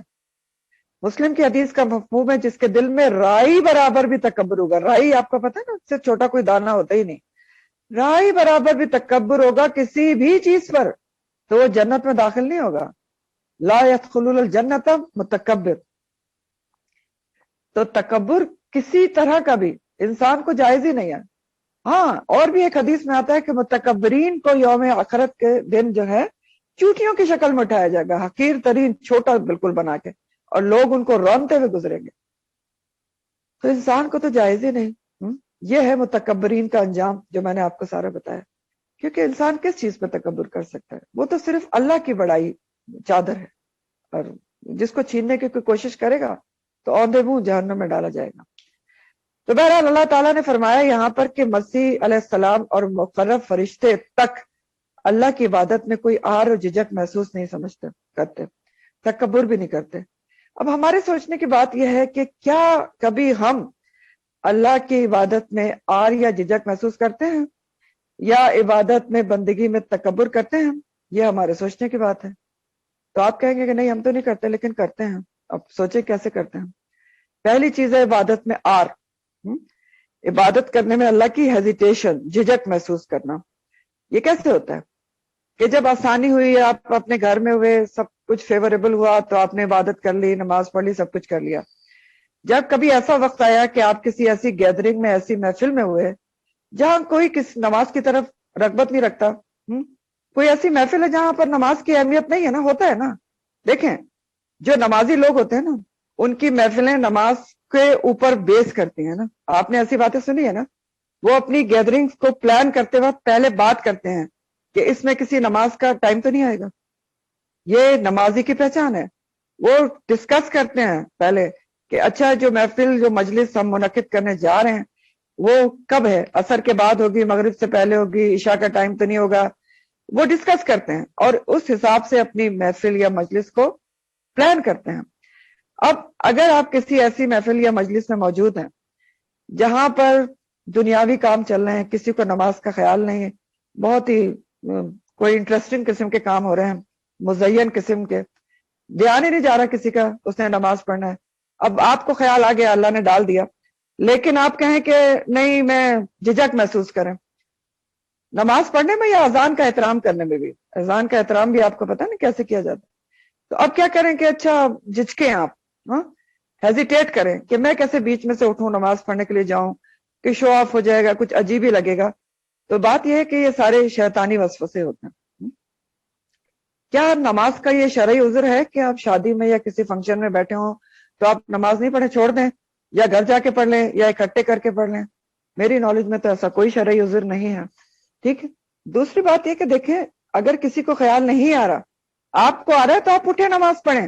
ہو سکتا ہے کہ آپ کو دیکھ کے دوسرے لوگوں کو بھی ہمت اور وہ پڑھ لیں، چاہے آپ کسی ریسٹورنٹ میں ہیں، چاہے بازار میں ہیں، چاہے گیدرنگ میں ہیں، آپ پڑھیں گے دوسروں کی ہمت بنے گی۔ آپ ریسٹورنٹ میں ہوگی، آپ جانماز مانگ کے کسی کونے میں اسٹور میں جا کے پڑھیں گی، دوسرے لوگوں کو پتا چل جائے گا کہ یہ بھی طریقہ ہے، وہ بھی جا کے پڑھ لیں گے. تو یہ تو شیطانی وسوسے ہوتے ہیں کہ شو آف ہے اور عجیب لگتا ہے. تو نماز کی اہمیت ہے، نماز نہیں چھوڑی جا سکتی. تو یہ آر محسوس کرنا ہی ہوتا ہے، یستنکف ہوتا ہے یہ. پھر ایک اور فیکٹر بھی ہوتا ہے خواتین کا، میک اپ کیا ہوا ہے، کروایا ہوا ہے آپ نے، پارٹی میک اپ، ہزاروں روپے لگے ہوئے، نماز کا ٹائم آ گیا، وضو نہیں ہے، تو اب تو آپ آر محسوس کریں گے نا، ہیزیٹیٹ ہوں گے کہ میں کیسے وضو کروں جا کے.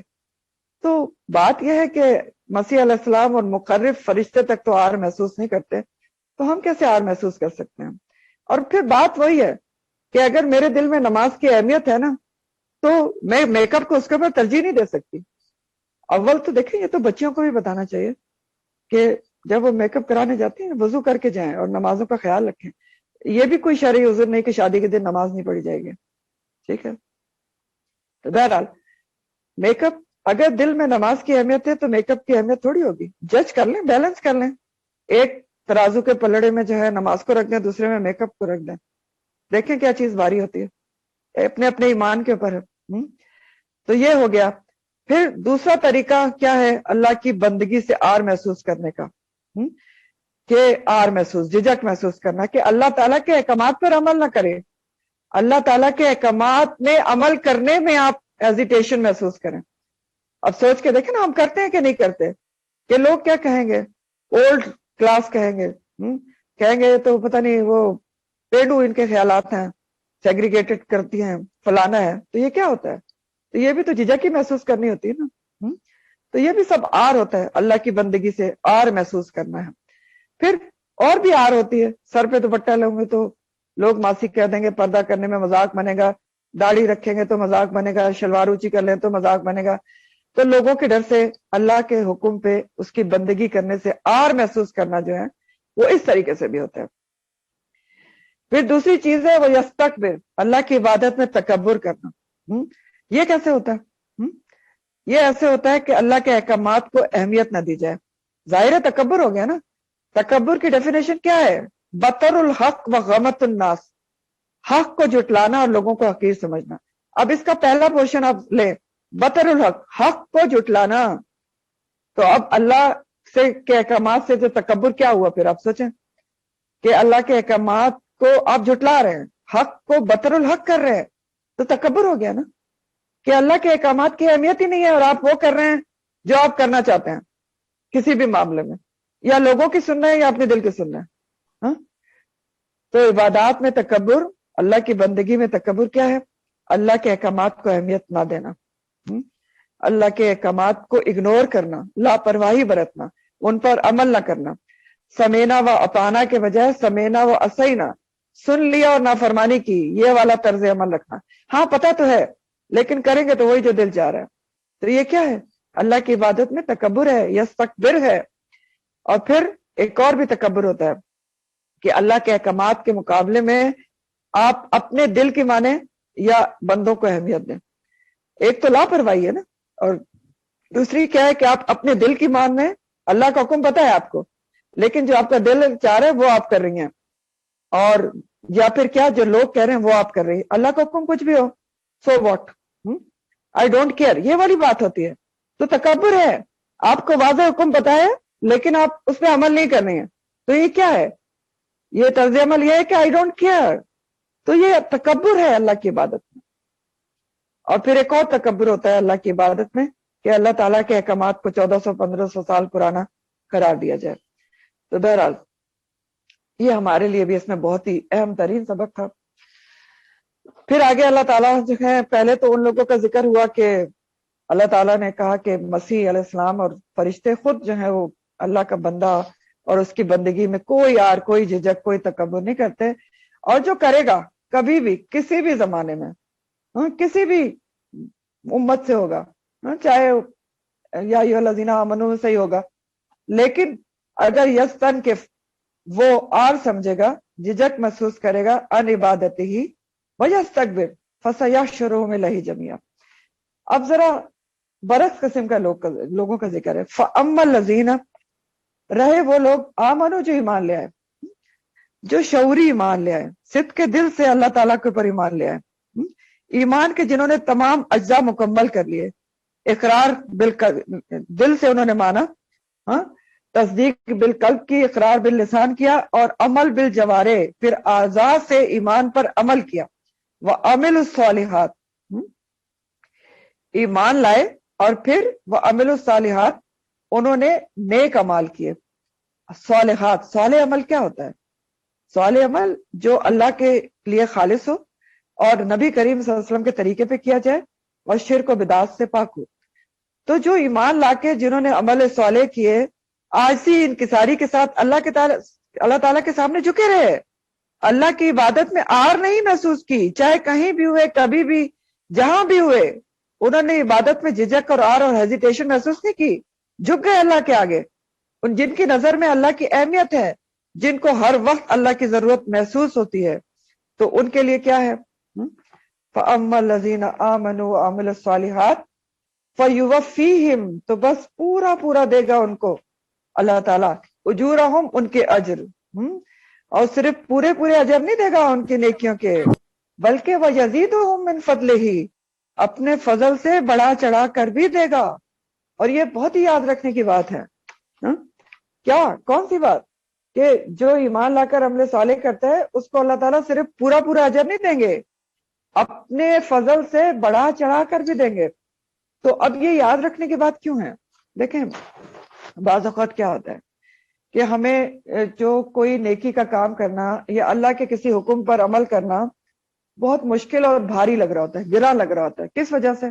کیونکہ ہمارا ماحول ویسا نہیں ہوتا، معاشرے کی وجہ سے، کہ معاشرے میں اللہ تعالیٰ کے احکامات پہ عمل ہو ہی نہیں رہا، تو جو عمل کر رہا ہو اس کے لیے بہت ہی مشکل کام ہے، اس کو لگتا ہے اب میں کیا کروں۔ لیکن یاد رکھنے کی اس وقت یہی بات ہے جو اللہ تعالیٰ یہاں پر بتا رہے ہیں، کہ اگر اس نے تمام مشکلات کو عبور کر لیا، ایک مجاہدہ کر لیا، لوگوں سے بھی مجاہدہ کر لیا، اپنے نفس سے بھی مجاہدہ کر لیا، اور وہ کر لیا جو اللہ تعالیٰ کا حکم ہے، تو یاد رکھنے کی بات یہ ہے کہ جو اس نے نیکی کی نا، اللہ کے حکم پر عمل کیا، وہ تو ہمیشہ کے لیے قائم رہے گی، وہ تو لکھ دی گئی نا آپ کی، وہ پرماننٹ ہو گئی۔ اور جو آپ نے محنت مشقت کی نا، مجاہدہ کیا، وہ تھوڑے دنوں کے بعد آپ اس سے ریکور ہو جائیں گے نا، بھول جائیں گے، لیکن نیکی تو آپ کی لکھ دی گئی ہے، وہ پرماننٹ ہو گئی۔ تو اس لیے کبھی بھی اللہ تعالیٰ کے حکم پر عمل کرنے میں اگر مشکل آ رہی ہے، آپ کو گراں گزر رہا ہے، مشقت کرنی پڑی تو کریں۔ یہ آپ اور کاموں میں مشقت نہیں کرتے، ایفرٹس نہیں کرتے، بحث مباحثے نہیں کرتے، ہسبینڈ سے نہیں کرتے ہیں، نہیں مجھے تو یہ چاہیے، مجھے وہ چاہیے۔ تو اگر آپ نے اللہ کے حکم پر عمل کرنے کے لیے کر لیا نا یہ، تو یہ ساری محنت مشقت تو آپ بھول جائیں گے، لیکن نیکی آپ کی قائم رہے گی، اور اس وقت فائدہ پہنچائے گی جب آپ کو اس کی سخت ضرورت ہوگی، اور اللہ تعالیٰ اپنے فضل سے وَيَزِيدُهُم مِّن فَضْلِهِ۔ اور اسی طرح پھر گناہ کا معاملہ ہے، اگر وقتی نفس کی لذت کی خاطر، اپنے دل کی خاطر کہ فلاں کام میں بڑا مزہ آتا ہے، بہت انجوائے کرتے ہیں، یا لوگوں کی خوشی کی خاطر، اچھا نہیں کر رہے تو پھر مزہ ہی کیا شادی میں، سب کچھ آپ نے کر لیا لوگوں کی خوشی کی خاطر، تو اب کیا ہوگا؟ 2-3 دن 4 دن کے بعد وہ ساری لذت تو ختم ہو جائے گی، ہاں ظاہر ہے۔ اور لوگ جو ہے نا، وہ آپ ان کو اگر خوش کرنے کے لیے کر رہے ہیں تو لوگ تو کبھی بھی خوش نہیں ہوتے، لیکن اگر جو آپ نے گناہ کا کام کیا وہ لکھ دیا گیا، وہ ہمیشہ کے لیے باقی رہے گا۔ جو وقتی لذت تھی نا، بڑا مزہ آیا، وہ کتنے دن رہے گا؟ کتنے دن رہے گا؟ تھوڑے دن میں آپ بھول بھال جائیں گے۔ لیکن جو گناہ تھا، اگر اللہ کے حکم کے خلاف کیا ہے، وہ تو بلیک اینڈ وائٹ میں آ گیا، لوگوں کو خوش کرنے کے لیے کیا تھا، وہ کبھی بھی راضی نہیں ہوگا۔ تو یہ یاد رکھنے والی باتیں۔ تو اللہ تعالیٰ نے ان لوگوں کی تعریف کی کہ جو ایمان لا کر نیک عمل کرتے ہیں، اللہ تعالیٰ کے احکامات پہ ہمیشہ عمل کرتے ہیں، وہ راسخونہ کا ذکر ہے، راسخونہ فی العلم، ان کا ذکر کر رہے ہیں اللہ تعالیٰ یہاں پر۔ فَأَمَّا الَّذِينَ آمَنُوا وَعَمِلُوا الصَّالِحَاتِ، جن کو دنیا کی کوئی طاقت ہلا نہیں سکتی، جن کے دل میں گڑا ہوا ہوتا ہے نا قرآن، اللہ کے احکامات، چاہے آپ ان کو کتنا بھی شیک کر لیں، وہ اپنی جگہ سے ہلتے نہیں ہیں، انہوں نے اللہ کے حکم کے مطابق عمل کرنا ہوتا ہے، کسی بات کا خیال نہیں کرتے، ان کا ذکر تھا۔ تو اب دوسرا ذکر ہے فَأَمَّا الَّذِينَ اسْتَنكَفُوا، اور رہے وہ لوگ جنہوں نے کیا کیا؟ استنکفو، انہوں نے آر سمجھا، کس سے؟ اللہ کی عبادت سے، پیچھے سے ہی بات چل رہی نا، وَاسْتَكْبَرُوا، اور انہوں نے تکبر بھی کیا اللہ کی عبادت سے، فَيُعَذِّبُهُمْ، تو وہ عذاب دے گا ان کو، عذاباً علیما، دردناک عذاب. ایک طرف اجر ہیں اور زیادہ فضل کے ساتھ اور بھی ہیں، دوسری طرف عذاب ہے اور عذاب علیمہ ہے. تو اب آپ دیکھیں کہ جن لوگوں نے اللہ کی عبادت کو آر سمجھا، جھجک محسوس کی اور تکبر کیا. اب اس سے پہلے بھی آر اور تکبر کی بات آئی تھی اللہ کی عبادت سے. بیچ میں کس کا ذکر آیا؟ ایمان اور عمل صالح کا ذکر آیا. اس کے بعد پھر یہ ذکر ہے کہ جنہوں نے اللہ کی عبادت سے آر سمجھا یا تکبر کیا. اس سے ہمیں کیا بات سمجھ میں آ رہی ہے؟ کچھ سمجھ میں آ رہا ہے؟ آ رہا ہے سمجھ میں یہ آتا ہے کہ دیکھیں آر اور تکبر کا الٹ ہے ایمان اور عمل صالح. ٹھیک ہے، ایک ہوتا ہے عبادت میں آر اور تکبر، اور اس کا اپوزٹ کیا ہے؟ ایمان اور عمل صالح. آر کا الٹ ہے ایمان. ایک طرف انسان جھجک محسوس کرتا ہے اللہ کے حکم پر عمل کرنے میں، دوسرا کون ہوتا ہے اس کا الٹ؟ اس کا ایمان اتنا مضبوط ہے کہ اس کو کوئی جھجک، کوئی آر نہیں ہوتی. ٹھیک. اور تکبر کا الٹ کیا ہے؟ ایمان کے ساتھ عمل صالح، کہ انسان کوئی تکبر نہیں کرتا بلکہ عاجزی اور انکساری کے ساتھ عمل صالح میں لگا رہتا ہے، اللہ کے سامنے جھکا رہتا ہے. یہ سمجھ میں آ رہا ہے. تو وہ لوگ جنہوں نے اللہ کی عبادت سے عمل الذین استنکفوا، آر سمجھا اللہ کی عبادت کو، بندگی کو، اس کی عبادت کرنے کو، واستکبروا، اور تکبر بھی کیا، لاپرواہی برتی، ضرورت ہی نہیں محسوس کی اللہ کی عبادت کی. فَيُعَذِّبُهُمْ، تو وہ عذاب دے گا ان کو، اللہم لا تجعلنا منہم، عذاباً علیما، دردناک عذاب. وعید دی جا رہی ہے ایسے لوگوں کو. وَلَا يَجِدُونَ، نہیں وہ پائیں گے، لہم اپنے لیے، من دون اللہ، اللہ کے سوا، ولیم ولا نصیرا، کوئی دوست اور مددگار ان کو نہیں ملے گا وہاں پر. جن لوگوں کے لیے اللہ کی عبادت سے تکبر کیا یا اللہ کی عبادت کو آر سمجھا، لوگوں کو خوش کرنے کے لیے، اللہ کی بندگی، اللہ کے حکم پر عمل کرنے کے لیے کو چھوڑ دیا، لوگوں کی مان لی، دل کی مان لی، تو لوگ تو وہاں پر کوئی بھی نہیں ملیں گے. جن لوگوں کی خاطر عبادت کو، اللہ تعالیٰ کے رسول کے صلی اللہ علیہ وسلم کے احکامات پر عمل کرنے میں جھجک محسوس کی تھی، استنکفو، تو وہ لوگ تو غائب ہو جائیں گے، وہاں کوئی بھی نہیں ملے گا آپ کو جن کی خوشی کی خاطر آپ کر رہے ہیں. نہ کوئی بھی، بلا یجدون لہم من دون اللہ ولی ولا نصیرا، کوئی بھی نہیں آئے گا. یا ایھا الناس، پوری انسانیت سے خطاب ہے، اے لوگو. ایک فائنل بات چیت ہے نا، اے لوگوں، قد جاءکم، تحقیق آ چکی ہے تمہارے پاس، برہان، روشن دلیل، من ربکم، تمہاری رب کے طرف سے، وانزلنا، اور نازل کیا ہے ہم نے، الیکم، تمہاری طرف، نورا مبینا. یا ایھا الناس، پوری انسانیت کو اللہ تعالیٰ خطاب کر رہے ہیں کہ لوگوں، تمہاری طرف تحقیق آ چکی ہے روشن دلیل. برہان، تو برہان کیا ہوتا ہے؟ برہان کا لفظی معنی ہوتے ہیں سفید اور چمکدار ہونا.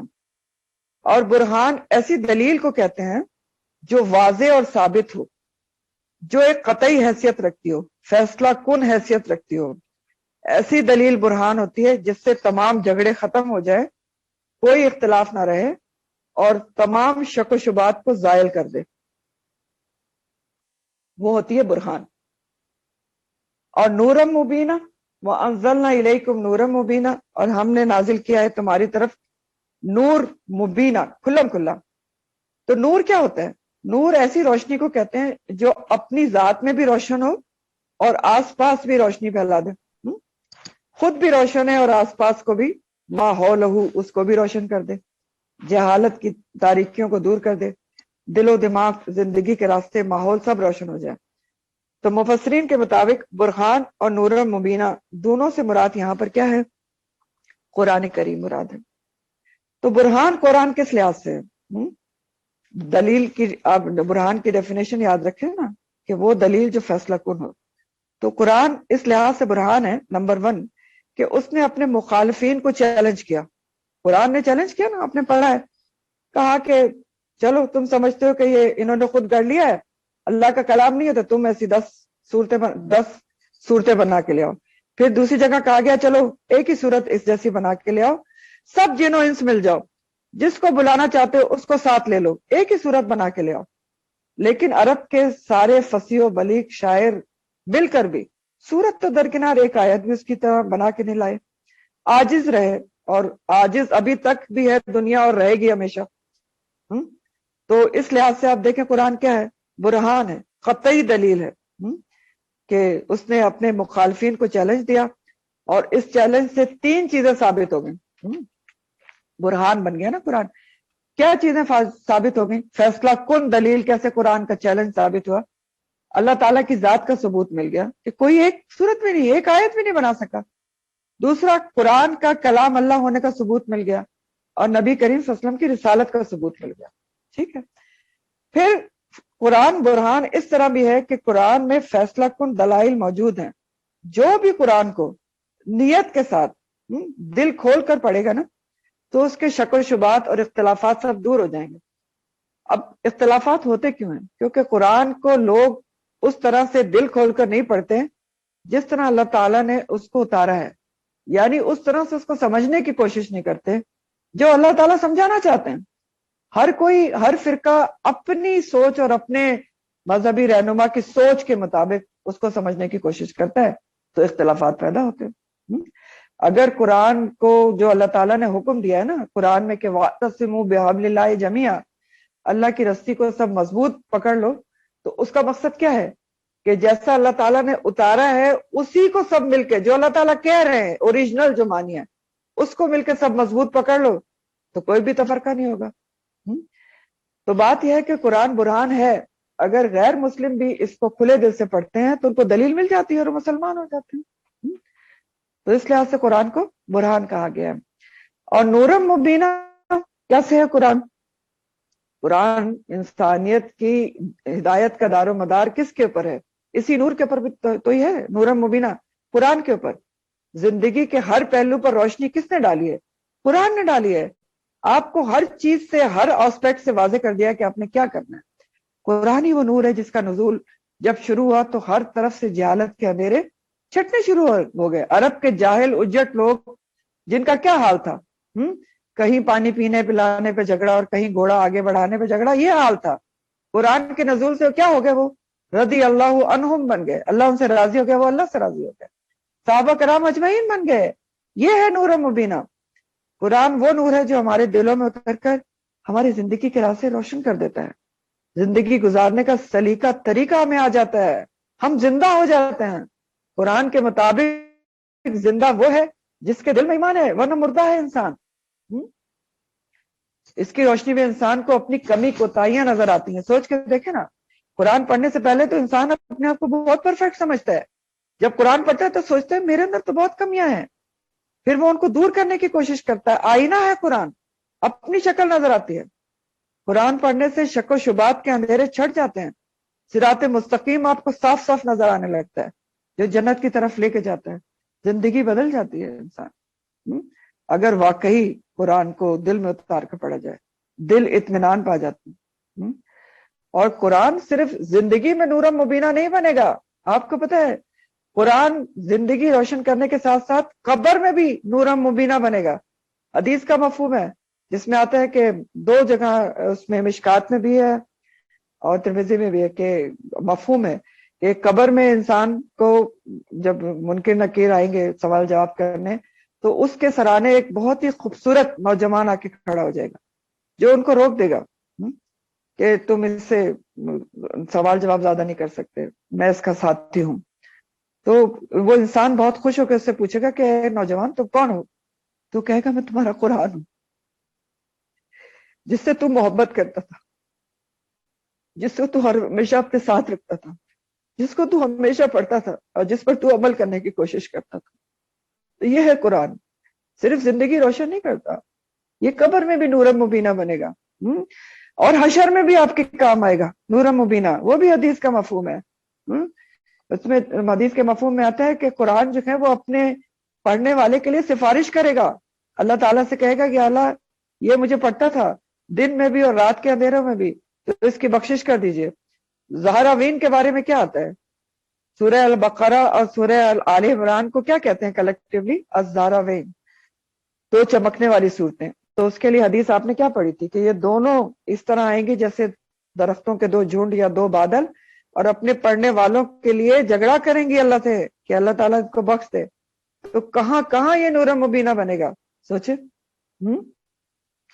لیکن اس برہان اور اس نور مبین سے فائدہ اٹھانے کے لیے اس کو پڑھنا اور سمجھ کر پڑھنا اور پڑھتے ہی رہنا بہت ضروری ہے، جڑنا ضروری ہے، اس کو زندگی میں شامل کرنا ضروری ہے زندگی میں، تب یہ آپ کے لیے نور مبین اور برہان بنے گا۔ جیسا اللہ تعالیٰ نے حکم دیا نا، وَاعْتَصِمُوا بِحَبْلِ اللَّهِ جَمِيعًا کا، کہ تم سب مل کر اللہ کی رسی جو ہے اس کو مضبوط پکڑ لو۔ تو دیکھیں یہ حکم تو جب ہی پورا ہوتا ہے نا جب آپ اس کو روز پڑھیں گے، سمجھ کر پڑھیں گے اور اس کو اپنی زندگی میں شامل کریں گے، ورنہ تو مضبوط تھامنا نہیں ہے نا۔ سوچ کے دیکھیں نا، ایک رسی ہے جو ایک طرف اللہ سے جڑی ہوئی ہے اور ایک اس کو آپ نے دوسرا سرا اس کا تھاما ہوا ہے۔ اب اگر آپ کسی وقت بھی اس کو چھوڑ دیتے ہیں کہ اچھا میں نے تو پڑھ لیا بس اب اس کو ٹھپ کے رکھ دو، تو پھر وہ مضبوط تھامنا تو نہیں ہے نا، وہ تو چھوٹ جائے گی پھر آپ سے، تو وہ پھر حکم پورا نہیں ہوتا وَاعْتَصِمُوا بِحَبْلِ اللَّهِ جَمِيعًا کا۔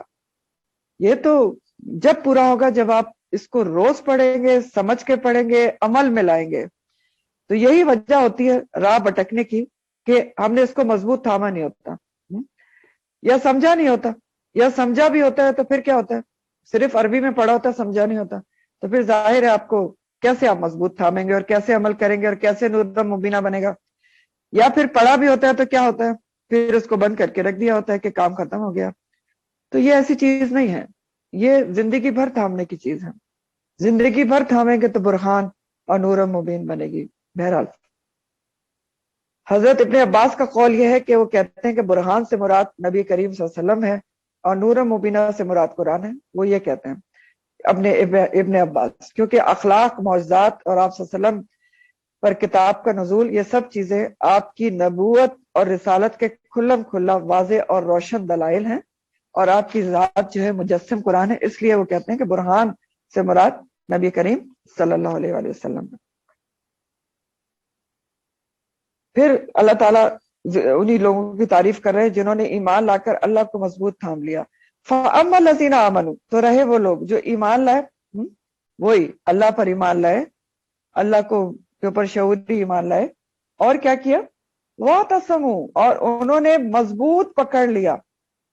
اعتصما کا مطلب ہوتا ہے کسی چیز کی کو اس طرح سے پکڑنا، اس طرح اس کی پناہ میں آنا کہ وہ چیز آپ کو ہر خطرے سے بچا لے، یہ ہوتا ہے اعتصما۔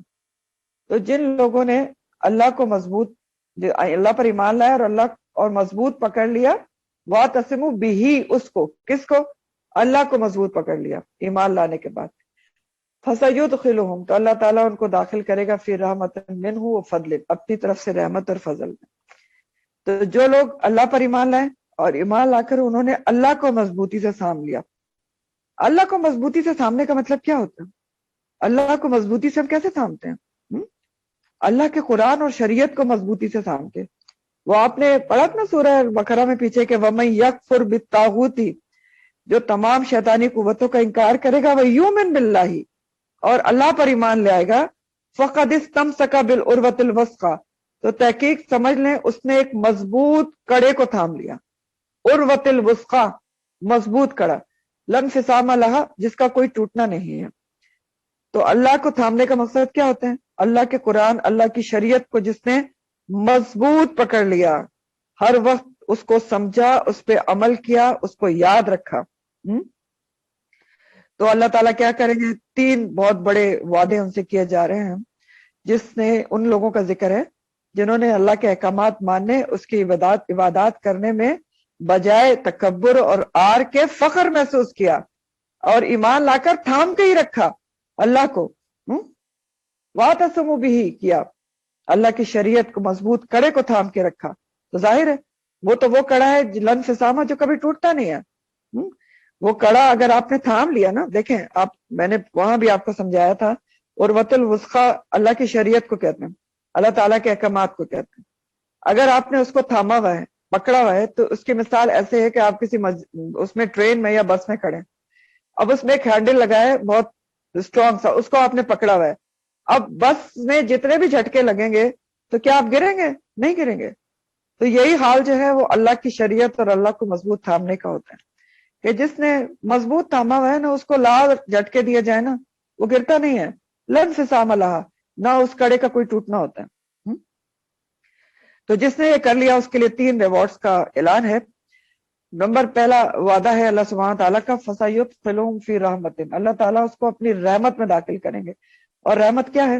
اللہ تعالیٰ کی جنت ہے، وَفَضْلٍ، اور اپنے فضل سے بھی نوازیں گے، اپنے فضل سے نوازتے ہوئے اس کو بلند ترین درجات عطا کریں گے، اور دنیا میں بھی اللہ تعالیٰ کا فضل اور رحمت ہوگی نا، پریشانیوں سے بچ جائے گا نا۔ یہ دیکھیں نا، فَسَيَدْخِلُهُمْ فِي رَحْمَةٍ مِّنْهُ وَفَضْلٍ سے مراد یہ جنت بھی ہے، اور قرآن سے جڑنے کے دنیاوی فائدے بھی ہیں نا، جو قرآن سے جڑتے ہی شروع ہو جاتے ہیں، انسٹنٹ فائدے، قرآن سے جڑنے کے انسٹنٹ فائدے ہیں کہ نہیں ہیں؟ حدیث میں آتا ہے نا کہ جہاں قرآن جو انسان جہاں پڑھا جا رہا ہوتا ہے، تدریس کی جا رہی ہوتی ہے، وہاں لوگوں کے اوپر سکینہ نازل ہو رہی ہوتی ہے، اللہ کی رحمتوں کا نزول ہو رہا ہوتا ہے، فرشتے اس کو گھیرے میں لیے ہوئے ہوتے ہیں، تو انسٹنٹ رحمتیں نہیں اتر رہی ہوتی ہیں۔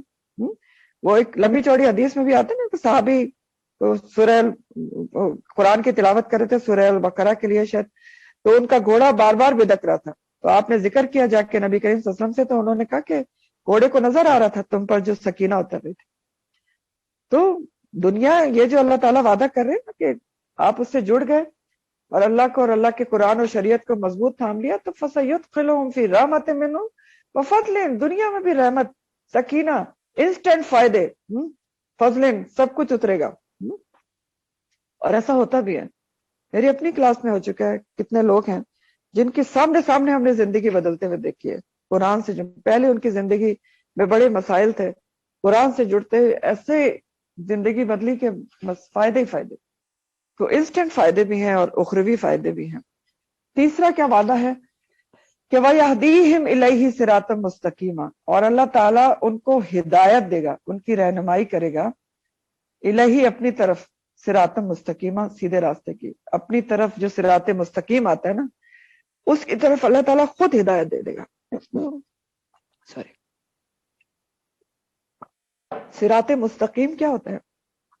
صراط تو کہتے ہیں راستے کو، کھلا راستہ، جس میں کسی قسم کا کوئی جھول نہ ہو، کوئی لچک نہ ہو، ڈھلک نہ ہو۔ اور مستقیم کیا ہوتا ہے؟ سیدھا۔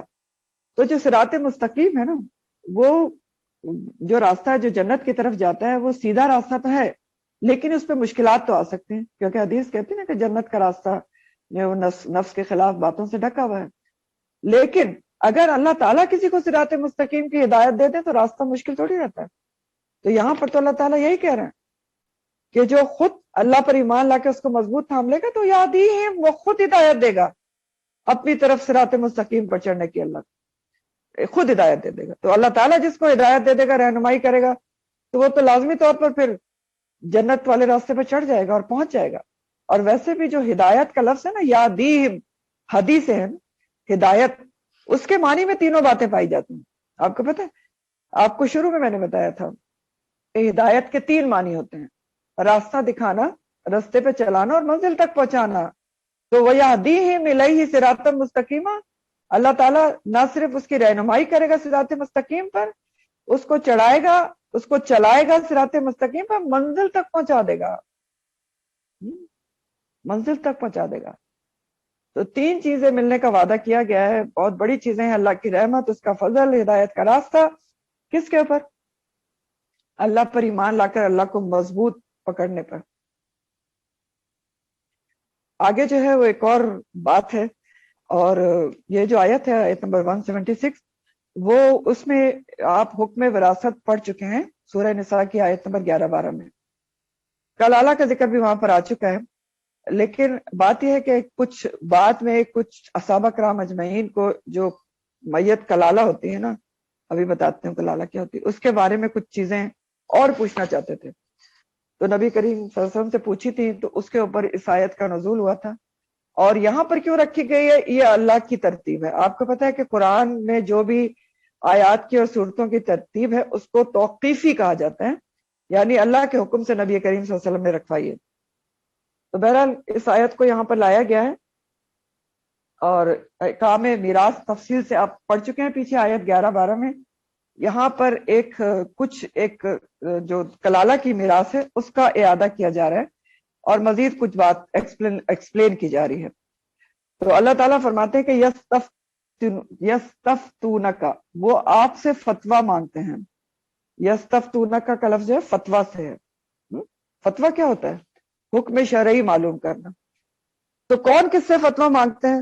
صحابہ کرام اجمعین نے نبی کریم صلی اللہ علیہ وسلم سے فتویٰ مانگا تھا. کس کے بارے میں؟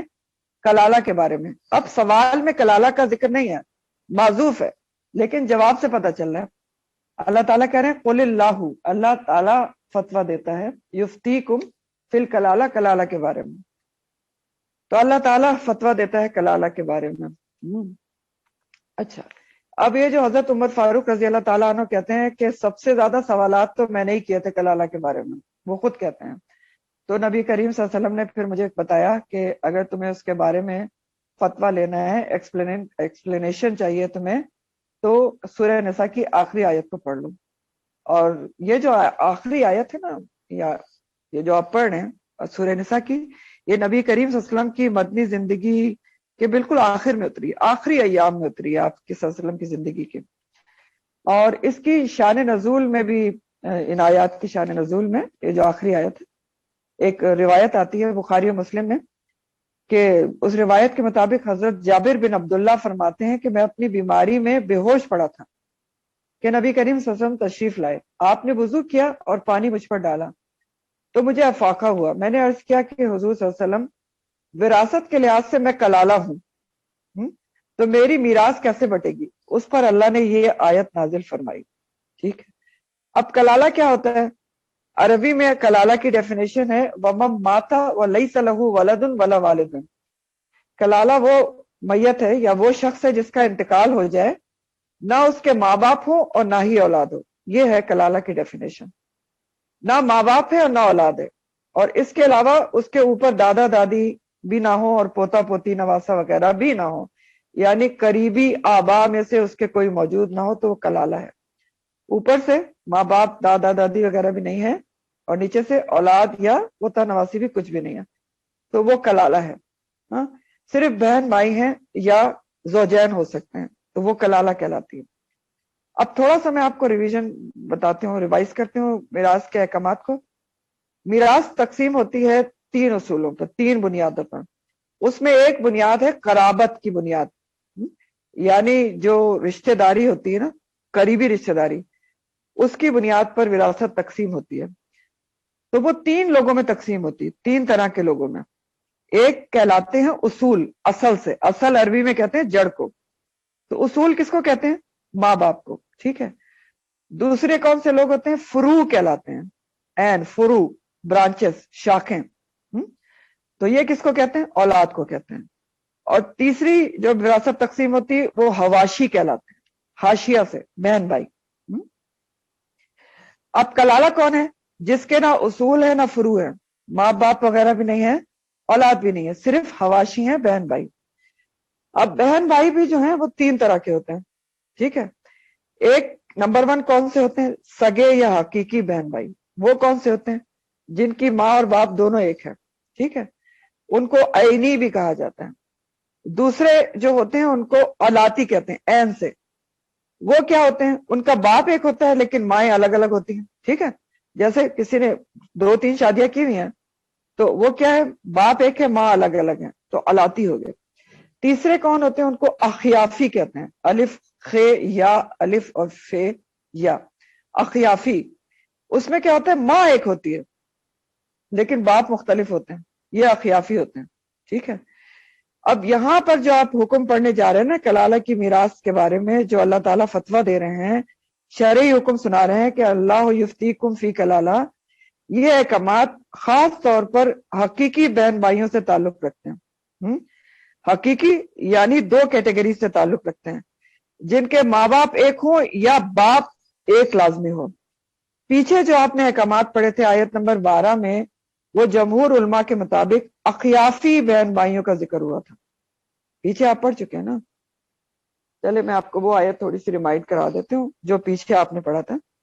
صرف اتنا یاد رکھیں، یہاں پر جو آپ پڑھنے جا رہے ہیں وہ حقیقی جن کا ماں باپ ایک ہے یا باپ ایک ہے، ان کی وراثت کا ذکر کیا جا رہا ہے اگر میت کلالہ ہو.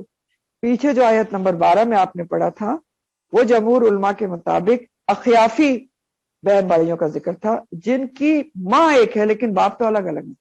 ٹھیک ہے. تو ان کا حصہ کم ہوتا ہے. ٹھیک ہے. اب آیت نمبر 12 سے میں آپ کو سنا رہی ہوں پڑھ کے. اللہ تعالیٰ نے کلالہ کے بارے میں بتایا تھا وَإِن كَانَ رَجُلٌ يُورَثُ كَلَالَةً أَوْ امْرَأَةٌ وَلَهُ أَخٌ أَوْ أُخْتٌ فَلِكُلِّ وَاحِدٍ مِنْهُمَا السُّدُسُ. اللہ تعالیٰ نے کہا کہ اگر جو میت کلالہ ہو خواہ مرد ہو یا عورت ہو, اس کا ایک بھائی اور ایک بہن ہے, تو ان میں سے ہر ایک کو کتنا ملے گا؟ صرف چھٹا چھٹا حصہ ملے گا. یہ اخیافی بہن بھائیوں کا ذکر ہے جن کی جو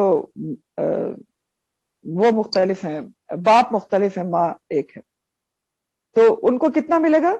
کہا گیا کہ ہر ایک کو چھٹا حصہ ملے گا اگر ایک بہن اور ایک بھائی ہے. اگر بہن بھائی زیادہ ہوں گے فَإِن كَانُوا أَكْثَرُ مِنْ ذَلِكَ فَهُمْ شُرَكَاءُ فِي الثُّلُثِ مِنْ بَعْدِ وَصِيَّةٍ يُوصِي بِهَا أَوْ دَيْنٍ. اگر بہن بھائی اس کے جو اخیافی ہیں زیادہ ہوں گے تو وہ سب کے سب صرف 2/3 میں شریک ہوں گے, یعنی 2/3 نکال کے پھر اس میں سے سب کو بانٹ دیا جائے گا. ٹھیک ہے, تو یہ تو آیت نمبر 12 میں اخیافی بہن بھائیوں کا ذکر تھا. سمجھ گئے آپ؟ یہاں پر اللہ تعالیٰ جو ذکر کر رہے ہیں وہ حقیقی بہن بھائیوں کا ذکر ہے کہ اگر میت کلالہ ہے تو پھر حقیقی بہن بھائیوں کی میراث کیسے تقسیم ہوگی. تو یہ کلالہ کی میراث کا دوسرا پہلو ہے, دوسرا آسپیکٹ ہے. ٹھیک ہے, کلالہ کی تقسیم میراث میں یہ بات ضرور یاد رکھیں کہ اگر جو میت کلالہ ہے اس کے حقیقی بہن بھائی موجود ہیں تو ان کی موجودگی میں جو اخیافی بہن بھائی ہیں نا ان کو پھر نہیں ملے گا. ان کی موجودگی وہ حقیقی بہن بھائیوں کو ملے گا, ان کو میراث دی جائے گی. اگر نہیں ہوں گے حقیقی بھائی یا تو پھر اخیافی کی باری آتی ہے. ٹھیک ہے, وہ پھر ان کو ملے گا. تو پہلی صورت اللہ تعالیٰ یہاں پر بتا رہے ہیں کہ میت کلالہ ہے, اور یاد رکھیں کہ حقیقی بہن بھائیوں کی میراث کی تقسیم کا ذکر کیا جا رہا ہے. ان امرؤن, اگر کوئی شخص مرد ہے, ہلاکا وہ فوت ہو گیا, لیس لہ ولد, اب اس کے لیے کوئی اولاد نہیں ہے, اولاد نہیں ہے اور ماں باپ بھی نہیں ہے. وَلَہُ, اور اس کے لیے اختن, صرف ایک بہن ہے اس کی. جو مرا ہے, مرنے والے کی کیا ہے؟ نہ تو اس کی اولاد ہے نہ اس کے ماں باپ ہیں, صرف ایک بہن ہے. تو اب کیا ملے گا اس کو؟ فَلَهَا نِصْفُ مَا تَرَكَ, تو اس بہن کو وراثت میں سے آدھا حصہ مل جائے گا. باقی آدھا کہاں جائے گا؟ اگر اس کی بیوی ہے تو اس میں سے ملے گا, اور باقی دوسرے رشتہ داروں کو دیا جا سکتا ہے, ان کو ڈھونڈا جائے گا. اگر ایک بہن ہے اس کو آدھا مل گیا نا, تو اب قریبی رشتہ دار نہ ہو تو پھر اس میں ان میں ذوی ارحام جو ہوتے ہیں نا, ان میں سے دور کے رشتہ داروں کو دیکھا جائے گا. جیسے پھپھی ماموں یا ان کے بچے موجود ہیں تو ان کو باقی آدھے میں سے پھر بانٹا جائے گا. آدھا تو بہن کو مل گیا نا, آدھا باقی اگر بیوی ہے تو اس کو تو ملے گا, لیکن بیوی کا جتنا حصہ بنتا ہے اس کے بعد جو بچے گا وہ کس کو بٹے گا؟ کہ اس کے جو دور کے رشتہ دار ہیں, پھپھی ماموں یا ان کے بچے وغیرہ, ان میں بانٹا جائے گا. اور اگر کوئی بھی نہ ہو تو تفاسیر میں لکھا ہے پھر بیت المال کو بھی جا سکتا ہے, یا پھر جو کلالہ ہے وہ اس کے لیے وصیت بھی کر سکتا ہے. تو یہ تو ایک صورتحال ہو گئی کہ ان امرؤن ہلک لیس لہ ولد ولہ اخت, صرف ایک اس کی بہن تھی جو مرا ہے, تو اب بہن کو آدھا مل جائے گا, نصف ما ترک. وہ ہوا, اور وہ مرد خود, یرثھا, وہ وارث ہوگا اس عورت کا, ان لم یکن لہا ولد.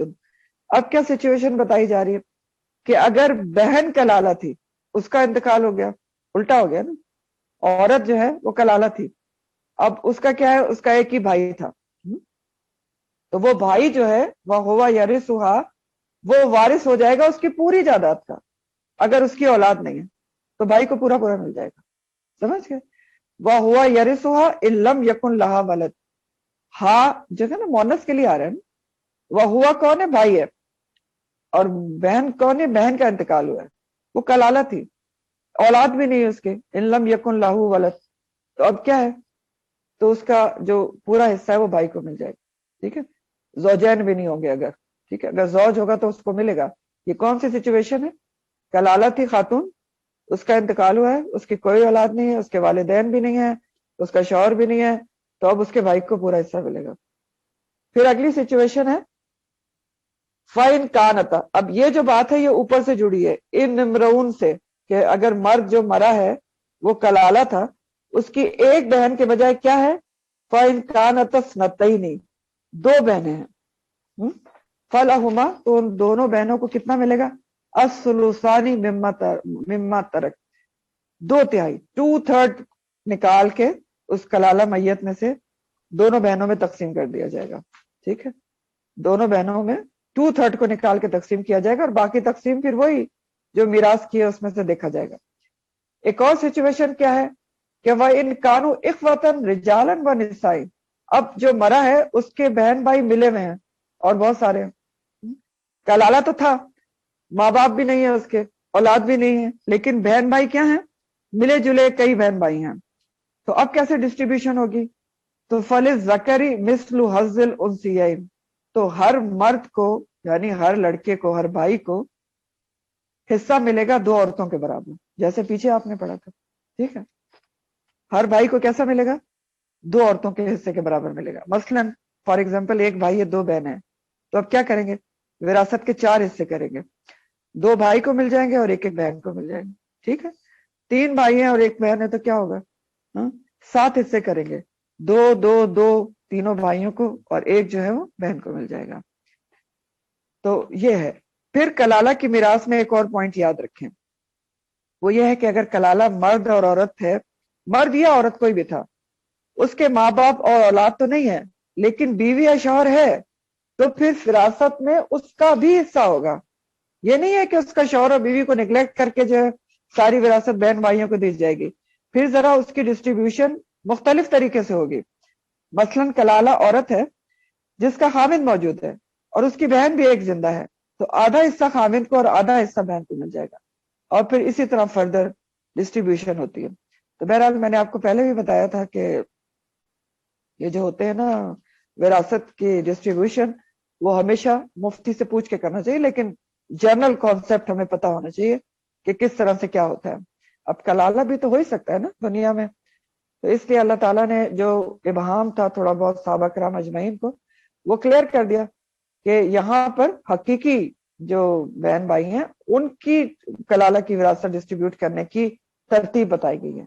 पीछे आयत नंबर 12 में अखियाफी बहन भाइयों की विरासत को तकसीम बताई गई थी अगर मैयत कलाला हो। अल्लाह ताला फरमाते हैं युबय्यिनुल्लाहु लकुम, अल्लाह ताला खोल खोल कर बयान करते हैं तुम्हारे लिए, अन ला तदिल्लु, ये ला इसमें माजूफ है कि ना तुम गुमराह हो जाओ।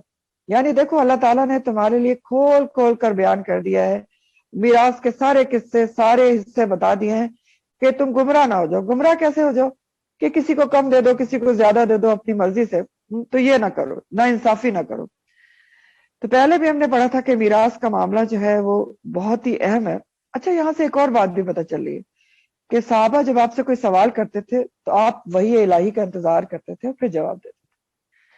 तो बहरहाल मिरास का मसला बहुत अहम है, आप सबको पता है, पढ़ चुके हैं। सिर्फ और सिर्फ अल्लाह के मुकर्रर करदा जो हिस्से हैं उसके मुताबिक तकसीम करना चाहिए।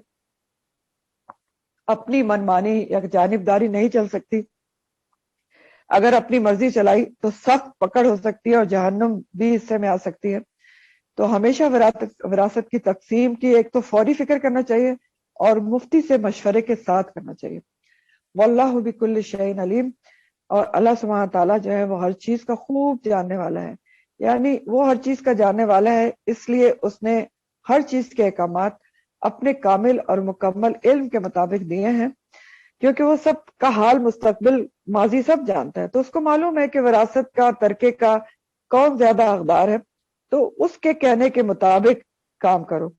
अगर उसके हुक्म के मुताबिक दोगे तो वो भी जान लेगा, अजर सवाब देगा, और अगर उसके हुक्म के खिलाफ करोगे तो वो तब भी जान लेगा, तो पकड़ होगी। तो उसके हुक्म के मुताबिक मिरास को तकसीम करो। वल्लाहु बिकुल्ली शैइन अलीम है। अब आपकी सूरह निसा अल्हम्दुलिल्लाह खत्म हुई है। सूरह निसा को अदल भी कहा जाता है, सूरह अदल भी कहा जाता है, और सूरह रहमा भी कहा जाता है। क्यों? क्योंकि आपने देखा है इसमें बहुत सारे लोगों के हुकूक की बात हुई है, खासतौर पे कमजोरों के हुकूक की बात हुई है, औरतों के हुकूक की बहुत ज्यादा बात हुई, उनके महर की बहुत ज्यादा बात हुई, उनसे फ़आशिरू हुन्ना का हुक्म दिया गया, यतीमों के, मिस्कीनों के, पड़ोसियों के और रिश्तेदारों के और मुसाफिरों के, हर किसी के हुकूक की बात की गई। सबऑर्डिनेट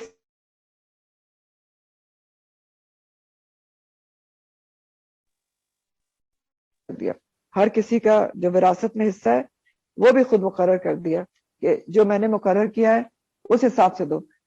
آج ہمارے معاشرے میں جو بگاڑ ہمیں نظر آتا ہے اس کی وجہ کیا ہے؟ وہ یہی ہے کہ ہم حقوق و فرائض کی میں صحیح بیلنس نہیں رکھتے. ہر کسی کو صرف اپنا حق پتا ہے، اس کو یہ نہیں پتا کہ میرا فرض کیا ہے. آپ دیکھیں حقوق و فرائض میں بیلنس نہیں ہے. عورتوں سے مردوں کے کام بھی لیے جا رہے ہیں. اب کیا ہوتا ہے کہ وہ مردوں کے کام بھی کرتی ہیں اور اپنے کام بھی کرتی ہیں. ان کے ذمہ جو کام ہے وہ چھوٹتے تھوڑی ہیں. سب سے پہلے بڑا تو تخلیق کا جو کام ہے کیا وہ فورگو ہو جاتا ہے؟ نہیں. تو اس سے نتیجہ کیا ہوتا ہے؟ فرسٹریشن، جھگڑے، چڑچڑاپن، یہ سب عورتوں میں تھکن کی وجہ سے پیدا ہوتا ہے. ٹھیک ہے، اللہ تعالیٰ نے حکم دیا ہے کہ جو مردوں کا کام ہے وہ مردوں سے کراؤ، جو عورتوں کا کام ہے وہ عورتوں سے کراؤ. اور پھر دوسری طرف کیا ہوتا ہے، اتنی زیادہ مہر کی تاکید کی گئی ہے، مہر کھا لیے جاتے ہیں. آپ نے دیکھا ہے اس کی طرف توجہ نہیں دی جاتی. دوسری طرف عورتیں کیا کر رہی ہیں، وہ مردوں کو قوام ماننے کو تیاری نہیں ہے اللہ کے حکم کے مطابق. کیوں نہیں مانتے؟ کیونکہ قوام کا معنی ہی نہیں معلوم ان کو. یہی نہیں معلوم کہ اللہ کا حکم کیا اور اللہ تعالیٰ نے قوام کیوں بنایا ہے. اللہ تعالیٰ نے ریزنز بتائی تھی نا وہاں پر، کیونکہ کہ تم پر خرچ کرتے ہیں اور اس لیے کہ مضبوط ہوتے ہیں. تو وہ تو مانتی ہی نہیں ہو، تو عجیب و غریب نعرے لگاتی ہیں، پتہ نہیں کیا کرتی ہیں. تو بہرحال یہ سب ہے بگاڑ کے جو اس کی روٹ کاز کیا ہے قرآن کا نہیں پتا ہے، احکامات کا نہیں پتا، علم ہی نہیں ہے. تو بس جو جس نے بتا دیا. اور یہ ایجنڈا ہے آپ کو پتا ہے اہل کتاب کا خاص، کہ وہ عورتوں کو ایکسپلائٹ کرتے ہیں اور استعمال کرتے ہیں دین اسلام کے خلاف.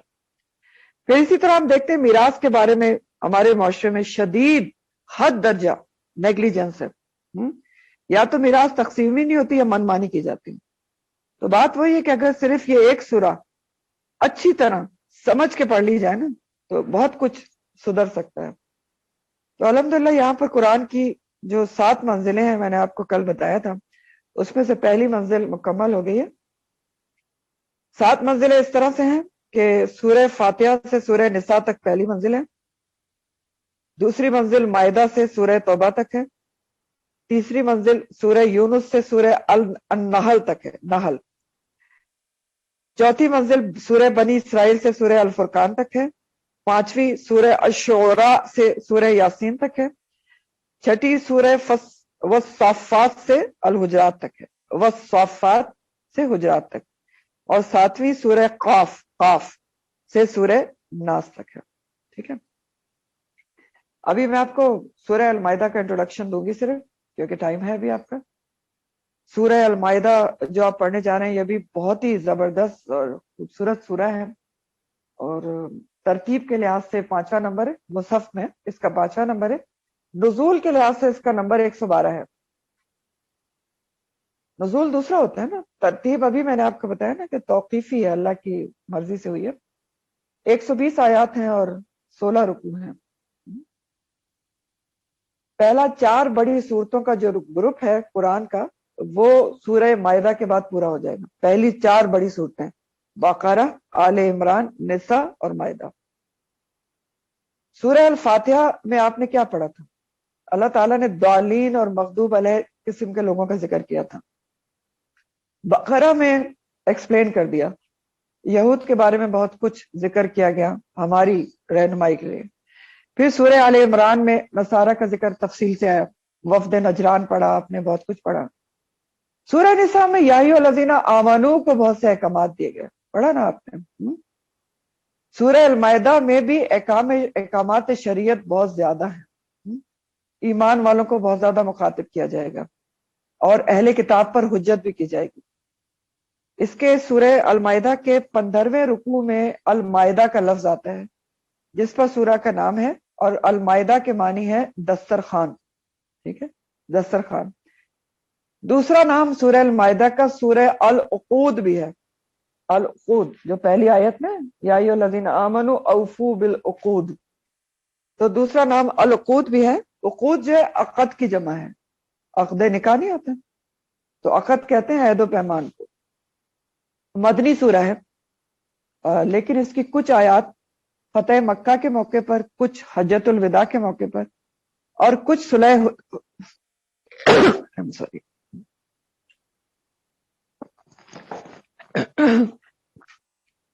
کچھ جو ہیں وہ صلح حدیبیہ کے موقع پر نازل ہوئی ہیں.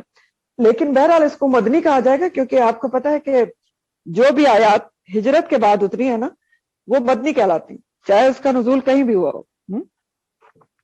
قرآن میں کتنی صورتیں ہیں؟ 114 صورتیں ہیں، جس میں سے 86 جو ہیں وہ مکی ہیں اور 28 جو ہیں وہ مدنی ہیں.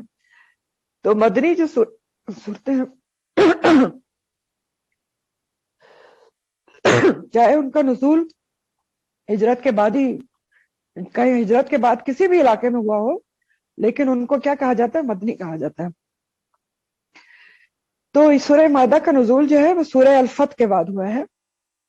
یہ وہ واحد سورہ ہے جو یا ایھا الذین آمنوا سے شروع ہو رہی ہے.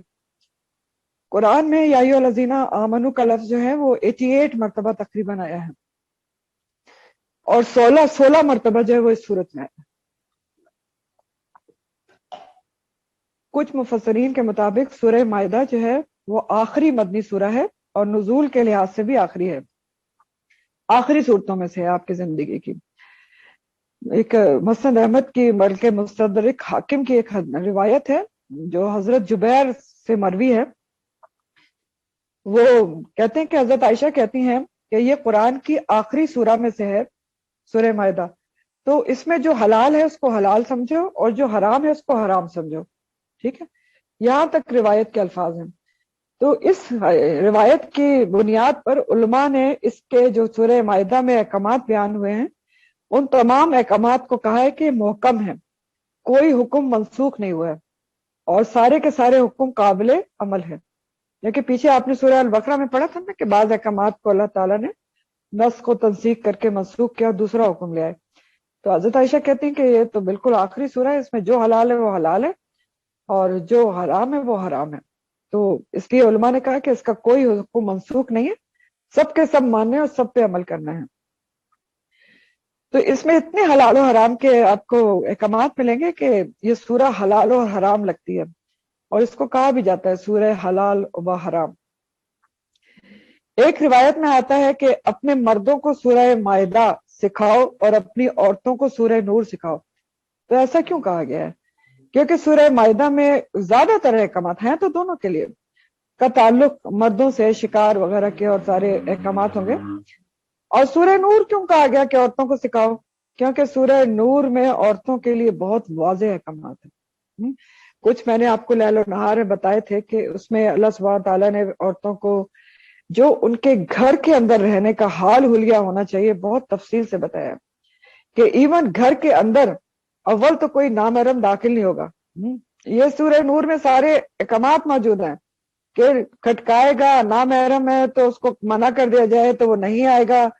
ٹھیک ہے، اور جو محرم بھی موجود ہیں اس میں بھی عورت کا حلیہ کیا ہوگا کہ ایک تو نظر جھکا کے اس کو رہنا ہے دنیا میں، دوسرا کیا ہے کہ وہاں پر اب کو میں نے بتایا تھا لیل و نہار میں کہ اوڑھنیوں کا حکم دیا گیا ہے کہ لباس ستر پوش ہو، اوڑھنی اوڑھی ہوئی ہو اور اس کو اپنے گریبانوں پر بھی ڈالے ہوئے رکھا جائے.